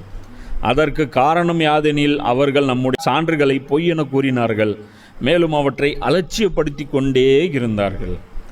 இப்போது இந்த மாதிரி ஆட்கள், இந்த பெருமை அடிச்சிட்டு இருந்தாங்க ஆட்கள், தன்னை வந்து அல்லாஹ்வுடைய கட்டுப்பாட்டில் நான் இல்லை, இதுதான் பெருமைக்கு மீனிங். யார் அல்லாஹ்? என்ன அல்லாஹ் சொன்னா கேட்கணும், சரி கேட்கல என்ன பண்ணிடுவோம்? மறுமையில் தண்டனை எடுக்கும். இப்போ அங்கேயும் ஒன்றும் பண்ண முடியாது. இப்போவும் பார்த்துட்டு தானே இருக்கான், சும்மா தானே விட்டு வச்சுருக்கான். அதெல்லாம் ஒன்றும் கிடையாது. இப்போ திமிரு பேசுகிறது இதுதான் வந்து இந்த மாதிரி ஆள்க வந்து என்ன பண்ணுவாங்கன்னு நல்லா சொல்கிறான். நல்லது சொன்னால் அவங்க மண்டையில் ஏறவே ஏறாது. அதனால் அல்லாஹ்வை பற்றி ஒருத்தன் வந்து ராங் ஆர்குமெண்ட் பேசுகிறான்னு வச்சுக்கோ, அவங்ககிட்ட போயிட்டு தேவையில்லாமல் மணிக்கணக்காக டிபேட் பண்ணாதீங்க தயவு செஞ்சு. Energy waste. அவன்கிட்ட போய் புர்கா வந்து போடலாமா போடக்கூடாது அதெல்லாம் பேச வேண்டியதே இல்லை. அவங்க யாராக இருக்கட்டும், முதல்ல அவங்ககிட்ட பேச வேண்டியது ஒன்று தான், இந்த உலகத்தை ஒருவன் படைத்தான் என்பதை நீங்கள் நம்புகிறீர்களா? தாய்களுக்கு நான் சொல்கிறேன், தாவா பண்ணுறது எப்படின்னு சொல்கிறேன். இதுதான். நீங்கள் முஸ்லீமை பார்த்தும் கேளுங்க, நீங்கள் தொப்பி போட்ட நாத்திகர் இருக்கான், அவங்ககிட்டையும் இப்படி தான் பேசணும். இந்த உலகத்தை சர்வ வல்லமை படைத்த ஒரே இறைவன் படைத்தான், இதை நீ நம்புறியா இல்லையா? நம்பர் 2, அந்த சர்வ வல்லமை படைத்தவன் வானத்தில் பூமியில் இருக்கக்கூடிய அனைத்து படைப்புகளுக்கும் ஒரு நெறிமுறைகளை உருவாக்கி இருக்கிறான். அது அதன்படி வாழ்கிறது. அந்த வாழ்க்கை தான் அந்த எல்லா படைப்புகளுக்கும் நன்மை தரக்கூடியது. அதே மாதிரி மனிதனுக்கும் அந்த மாதிரியான ஒரு வாழ்வியல் அல்லாஹ் நெறிமுறை கொடுத்துருக்கான். அதுதான் மனித குலத்திற்கும் நன்மையானது. இதை ஏற்கிறியா இல்லையா? இது 2வது கேள்வி. இதில் ஃபஸ்ட்டு கேள்வியிலே அவன் நான் மாட்டேன், அல்லாஹ் பற்றி எனக்கு தெளிவில்லைன்னா முடிஞ்சு போச்சு. அவன்கிட்ட 2வது கேள்வி கேட்காது. ஃபஸ்ட்டு கேள்வி கிளியர் ஆகிடுச்சுன்னா அப்புறம் 2வது கேள்வி அவன்கிட்ட பதில் கேட்கலாம். புரியுதா? அல்லாஹ்வுடைய நெறிமுறைகளுக்கு உட்பட்டு வாழ்வதற்கு உனக்கு சம்மந்தமா அப்படி சம்மதம்னு சொன்னால் அதுக்கப்புறம் அவனை கூட்டிகிட்டு வந்து அல்லாவுடைய நெறிமுறை 1 2 3ன்னு அட்ஜஸ்ட் பண்ணு, அறிமுகப்படுத்துங்க. இல்லைன்னா அவங்ககிட்ட பேசுகிறதே வேஸ்ட். புரியுதா? அவங்க என்ன பண்ணுவாங்கன்னா, இந்த மாதிரியான ஆட்கள் வந்து கரப்டடு மைண்டடு, இவங்க சிந்தனை வந்து கொலாப்ஸ் ஆன சிந்தனை. இந்த மெமரி கார்டு வேலை செய்யாத மெமரி கார்டு இருக்கும், அது போட்டு நீ எத்தனை வாட்டி ஃப்ளாஷ் அடித்து என்னென்ன பண்ணினாலும் அது போட்டுக்க ரீடிங்காகவும் அதுக்கு போயிடும். இது எரரானது, அது தூக்கி குப்பையில் பண்ணால் அதோட டைம் முடிஞ்சு போச்சு, அது அவ்வளோதான். இனி வந்து அது வேலை செய்யாது. அந்த மாதிரி அப்போது அல்லாஹ் என்ன சொல்கிறான், இந்த மாதிரியான அந்த கரப்டட் ஆட்கள் என்ன பண்ணுவாங்கன்னா, வழிகேடான பாதை இருக்குது பேர், அல்லாஹ்வுடைய பாதைக்கு நேர் முரணான ஒரு பாதை, அந்த பாதையை அவர்கள் மேற்கொள்ள முனைந்து விடுவார். அதில் போட்டி போடுவான். என்ன பண்ணுவான், ஒரு நாத்திக அழைப்பு அல்லாஹ் இல்லைன்னு சொல்லி பார்ப்போம், உடனே அதில் போய் ஜாயின்ட் ஆகிக்குவான். பதில் சொல்லுங்கள் கேட்குறாருல, இவன் நின்று ஒத்துவத ஆரம்பிச்சிருவான் சைடில் நின்று. அவர் தான் கேட்குறாரு இல்லைங்க, பெரியார் கேட்குறாருல, கேள்விக்கு பதில் சொல்லுங்கள் அப்படிமா. அது வந்து அவனுக்கு சரியாக போடும். அது வந்து பார்த்தீங்கன்னா பைத்தியகாரத்தனமான ஆர்குமெண்ட்டாக இருக்கும். இந்த உலகம் தன்னால் வந்துச்சும்மா என்ன, அது ஏற்கவே முடியாத கிறுக்குத்தனமான ஆர்குமெண்ட்லாம் இருக்கும். அதுக்கெல்லாம் பதில் சொல்லுங்கள். அப்புறம் ஈரானில் வந்து அங்கே வந்து ட்ரெஸ் கோட் இருக்குது, டிசிப்ளினுக்கு ஒரு ட்ரெஸ் கோட் இருக்குது, இப்படி இருக்கணும், உடம்பு வந்து இப்படி மறைக்கணுன்ட்டு. அப்போ அங்கே இருக்கிற இப்போ ஈரானில் இருக்கிற இந்த மாதிரி திமிர் பிடிச்ச இந்த அல்லாவை மீறி நடக்கணும்னு வாழக்கூடிய அந்த சில பேர் இருப்பாங்க இல்லையா, அவங்க என்ன பண்ணுறாங்க, வெஸ்டர்ன் கல்ச்சர் என்ன சொல்லுது, அவுத்து போட சொல்லுது. உடனே அவங்க அதை தான் அடாப்ட் பண்ண பார்க்குறேன். என்ன இவங்க அவுத்து போடுறவங்களாம் பாரு, இதில் இன்னொரு கூத்து நான் சொல்கிறேன், இவங்களுக்கு ஒரு போதை இந்த அவுத்து போடுறதில்ல. என்ன அப்படின்னு, இந்த அவுத்து போடுறவங்க மெஜாரிட்டி பேர் அவங்க வந்து பார்த்திங்கன்னா ஒரு பார்த்திங்கன்னா தங்களுடைய உடலை வந்து அடுத்தவர்கள் பார்க்கணுங்கிறதே அவங்களுடைய இன்டென்ஷனாக இருக்கும். அதனால தான் அவங்க ட்ரெஸ்ஸோடைய மேக்ஸிமம் பகுதி வெளிப்படுத்தணும், தெரியணும் அப்படிங்கிறது தான் அவங்களோட இன்டென்ஷனாக இருக்கும். அதுதான் அவங்களுடைய நோக்கமாக இருக்கும். ஸோ அதன் பக்கம் வந்து பார்த்திங்கன்னா உடனே ஓடுவாங்க. இப்போ அல்லாஹ் இந்த உடையை போடுங்க, இதோடைய நன்மைகளை பற்றி பேசிட்டோம்னா அது அவங்க காதில் உழுவாது. ஸோ இதெல்லாம் வந்து பார்க்கும்போது இதுக்கு பின்னாடி அவங்க வந்து உடனே போவாங்க. அதே மாதிரி இந்த சமூக வாழ்வில் அல்லாஹ்வுக்கு கட்டுப்பட்டு நடக்கணும், அல்லாஹ்வுக்கு அவனுடைய சட்டங்களுக்கு கட்டுப்பட்டு தான் நடக்கணும். அது ஒரு வாழ்வியல் வந்து அல்லாஹ் வந்து கற்றுக் கொடுக்குறான், அதை தான் ஃபாலோ பண்ணணுன்னா அதுக்கு வந்து ரெஸ்பாண்டே பண்ண மாட்டாங்க. ஆனால் அதுக்கு நேர் எதிரில் இருக்கக்கூடிய அல்லாஹ்வை ஒதுக்கி வச்சுட்டு நம்மளாம் சேர்ந்து ஒரு வாழ்வியலை உருவாக்கலான்னு சொல்லி ஒரு இயக்கம் கூப்பிடுதுன்னா அதுக்கு உடனே போவோம். ஒரு உதாரணம், லாங்குலேருந்து ஒரு உதாரணம் சொல்கிறேன். ஜனநாயக கட்சி அமெரிக்காவில் இருக்குது, இன்னொன்று குடியரசு கட்சின்னு. இது வந்து அல்லாஹ்வுடைய உத்தரப்படி தான் நடக்கிற கட்சியா? அல்லாஹ்வை ஒதுக்கி வச்சுட்டு நம்ம சட்டத்திட்டங்கள் போட்டு அதுக்கு உட்பட்டு நம்ம வாழலாம். இப்போ இதில் பார்த்தீங்கன்னா ஒரு முஸ்லீம் வந்து அவ்வளோ இன்ட்ரெஸ்ட்டாக போய் கலந்துக்குவான். அவ்வளோ இன்ட்ரெஸ்ட்டாக போய் அதில் கலந்துக்குவான். அல்லாஹ் சொல்கிற, நான் சொன்னேன்ல, அதாவது நீ ஒரு தீமையை தடுக்கணும் அப்படின்னா எந்த தீமையை தடுக்கிற அப்படிங்கிறத பொறுத்து அதுக்கு தகுந்த மாதிரி நீ ரெடி ஆகும். புரியுதா? ஒரு குழந்தை சின்ன தீமை செய்யுதுன்னா நீயே தடுத்துடலாம். ஒரு ஆர்கனைஸ்டாக இருந்து ஒரு ஸ்டேட் பண்ணுது, ஒரு நிறுவனம் வந்து தீமை செய்யுது அப்படின்னா அதுக்கு எதிரான நீ காம்படேட்டராக ஆகி தான் நீ அதுக்கப்புறம் தடுக்க முடியும். ஸோ அது வரைக்கும் நீ கடுமையாக உழைக்கணும். புரியுதா? அந்த பாதையில் நீ உழைக்கும் போது உனக்கு வந்து இஸ்லாத்தின் வழிமுறைப்படி நீ உழைக்கும் போது உனக்கு உலகத்தில் அதுக்கு பணம் கிடைக்காது, புகழ் கிடைக்காது, சக்ஸஸ் ரேட்டும் அது ரொம்ப கம்மி. ஏன்னா மக்களுடைய அதிகமான ஈர்ப்புகள் வந்து அந்த பக்கம் இருக்கும். இதே அல்லாஹ் ஒதுக்கி வச்சுட்டு நாம் ஒரு வாழ்வியல் முறை உருவாக்கலான்னு இப்போ இந்த மாதிரி ட்ரம்ப்புடைய அந்த ஜனநாயக கட்சி அங்கே அமெரிக்காவில் இருக்குல்ல, ஜனநாயக கட்சி, இந்த கட்சின்னு, அந்த கட்சி கூப்பிட்டுச்சுன்னு வச்சுக்கோ, அதில் போய் ஆளாக நிற்பான். ஏன்னா கை மேலே அங்கே பலன் கிடைக்கும். புரியுதா? உடனே பதவி கிடைச்சிரும், அந்த மாவட்ட செயலாளர் ஆயிடுவான். உடனே மறுமையில் தான் நம்ம சொல்கிறது, மறுமையில் அந்தஸ்து கிடைக்கும், ஜன்னத்துல் ஃபிர்தோஸ் கிடைக்கும். அங்கே மாவட்ட செயலாளர்னா அங்கே வந்து ஜன்னத்துல் ஃபிர்தோஸு. நீ வந்து இங்கே பொதுக்குழு அப்படின்னு வச்சுக்கோ, அங்கே வந்து ஹவுலுல் கௌசரில் தண்ணி கிடைக்கும். புரியுதா? இங்கே வந்து எங்கெங்கே எல்லாம் இதுக்கு ஆல்டர்னேட்டாக அங்கே அரிசிக்கில நிழல் கிடைக்கும். நமக்கு இந்த பதவியெல்லாம் வேணுமா, அல்லது இந்த மாவட்ட செயலாளர், இந்த எம்எல்ஏ, எம்பி, செனட்டு, இது மாதிரி நமக்கு வேணுமா, நம்ம தான் முடிவு பண்ணணும். புரியுதா? அப்போ நேர்வழி கூப்பிடும்போது அவங்க வந்து அதை கண்டுக்க மாட்டாங்க. ஆனால் அல்லாஹ் ஒதுக்கிட்டு வாங்க அப்படின்னா முதல்ல போய் அவங்க பின்னாடி போய் அணி திரண்டு நிற்பாங்க. இப்போ நடிகர்கள் பின்னாடி போய் அணி குரானில் என்ன சொல்லுது? நடிகர் பின்னாடி போக சொல்லுதா? அவன் ஐடியாலஜி என்ன? அல்லாஹ் பற்றி அவன் என்ன நினைக்கிறான்? அல்லாஹ் பற்றி என்ன நினைக்கிறான்? அல்லாஹ்வுடைய இந்த 10 கமாண்ட்மெண்ட்ஸ் பற்றி அவன் என்ன நினைக்கிறான்? புரியுதா? அப்போ இது வந்து அல்லாஹ் என்ன சொல்கிறான்னா, இதெல்லாம் தக்கப்பூர் பிடிச்சவங்க, இவங்களுக்கு என்னன்னா இவங்க பெரிய ஆளாக ஆகணுன்ட்டு. அதனால தான் விஜய் இப்படி பேசிகிட்டு இருக்கும்போது பக்கத்தில் ஏன் முண்டி அடிச்சு இப்படி என்ன அசிங்கமாக இருக்குது. இதுக்கு எதுக்கு நம்ம குரானு? இந்த கருமத்தை செய்கிறதுக்கு எதுக்கு நம்ம குரான்? குரானின்படி ஒரு கட்டமைப்பை உருவாக்கி, குரானின்படி ஒரு பண்பட்ட ஒரு ஜமாத் உருவாக்கி, அதை போய் சொல்லி அதில் வான்னு சொல்லி விஜய் கூப்பிடுவோமா? ஒரு உயர்ந்த நெறிமுறைகளை கொண்ட ஒரு வாழ்வியல் இருக்குது, அதுக்கான ஒரு அரசியல் இருக்குது, அது எல்லாருக்குமானது, அது வந்து உலகத்திலே சிறந்தது, அது இயற்கையானது. அதன் பக்கம் வான்னு சொல்லி விஜய் அழைப்போமா? விஜய் கூப்பிட்டா நீங்கள் போங்களேப்பா. அதான் நல்லா சொல்கிறேன். நான் கூப்பிட்டா அவங்க வரமாட்டாங்க, அதே மற்றவங்க கூப்பிட்டா போவாங்க. எல்லாம் ஒன்று சொல்லிகிட்டே இருக்காண்டி இப்படி இருங்கடா அதை பற்றி கவலையே கிடையாது. எனவே எவர்கள் நம்முடைய சான்றுகளை பொய்யென கூறினார்களோ, மேலும் மறுமை நாளை சந்திக்க இருப்பதையும் மறுத்தார்களோ, அவர்களுடைய செயல்கள் அனைத்தும் வீணாகிவிட்டன. தாங்கள் செய்து கொண்டிருக்கும் செயல்களுக்குரிய கூலியை தவிர வேறு எதனை இவர்கள் பெற முடியும்? அல்லாஹ்வுடைய சான்றுகளை மறுப்பது. அல்லாஹ்வுடைய சான்றுன்னா என்ன? மனுஷனுக்கு வந்து அல்லாஹ் சில இடங்களில் ட்ரிகர் பண்ணிவிடும். அது ஒரு பசி பஞ்சமாக இருக்கலாம், ஒரு நோயாக இருக்கலாம், ஒரு வசனமாக இருக்கலாம், அல்லது ஏதோ ஒரு அல்லாஹ்வுடைய படைப்பில் ஏதோ ஒரு படைப்பு அல்லாஹ்வுடைய சிந்தனையை நம்மளை நோக்கி ட்ரிகர் பண்ணி விட்டுரும். அப்போ இருந்து நமக்கு வந்து அல்லாஹ்வுடைய ஞாபகம் வந்துடும். இது வந்து அல்லாஹ்வுடைய சான்று. இதை வந்து மறுமையை சந்திக்க இருக்கணும் அப்படின்னு நினைக்கிறவனுக்கு மட்டும்தான் இது வந்து யூஸ் ஆகும். அவன் என்ன பண்ணுறான்? பொய்ன்னு நினைக்கிறான். அல்லாஹ்வுடைய சான்றுகள் வர வர வர வர கோழிலேருந்து முட்டையில் பார்க்குறான், முட்டையிலேருந்து கோழி வருது, எப்போ எங்கே இது வந்துட்டு தாங்க இருக்கும், இதெல்லாம் ஒரு சான்றா? திடீர்னு மழை வருது, இதெல்லாம் ஒரு சான்றா? மரத்துலேருந்து ஒரு பழம் வருது, இதெல்லாம் ஒரு சான்றா? எதுவுமே அவனுக்கு சான்று கிடையாது. மறுமை நாள் அதான் சொல்கிறேன், நான் செய்கிற எந்த செயலுக்கும் நம்ம போய் யார்கிட்டையும் நின்று பதில் சொல்ல வேண்டிய அவசியமே கிடையாதுங்க. இங்கே நான் சொன்னதில்லை, அப்புறம் அங்கே மட்டும் என்ன சொல்லிட முடியும்னா, என்னை கேட்குற அளவு நீ பெரிய ஆளான்னு அர்த்தம். அப்போ எவ்வளோ பெரிய திமிரு இது! இதான் எல்லாம் சொல்கிறாங்க, நியாயமின்றி பெருமை கொள்வது. எவ்வளோ பெரிய திமிரு! என்னை கேட்குற அளவு நீ பெரிய ஆளா?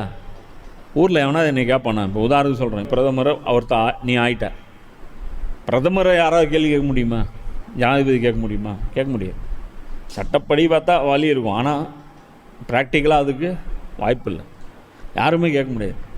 என்னை பார்த்து இந்தியாவில் இருக்கிற ஒருத்தன் கூட கேள்வி கேட்க முடியாது. என்னை வந்து அல்லாஹ் வந்து கேள்வி கேட்டுற முடியுமா? இதுதான் மறுமை மறுக்கிறது. புரியுதா? அதனால தான் அவன் என்ன பண்ணுறான்? அவனுடைய செயல்கள் அவன் விரும்பிய மாதிரி அமைச்சுக்கிறான்.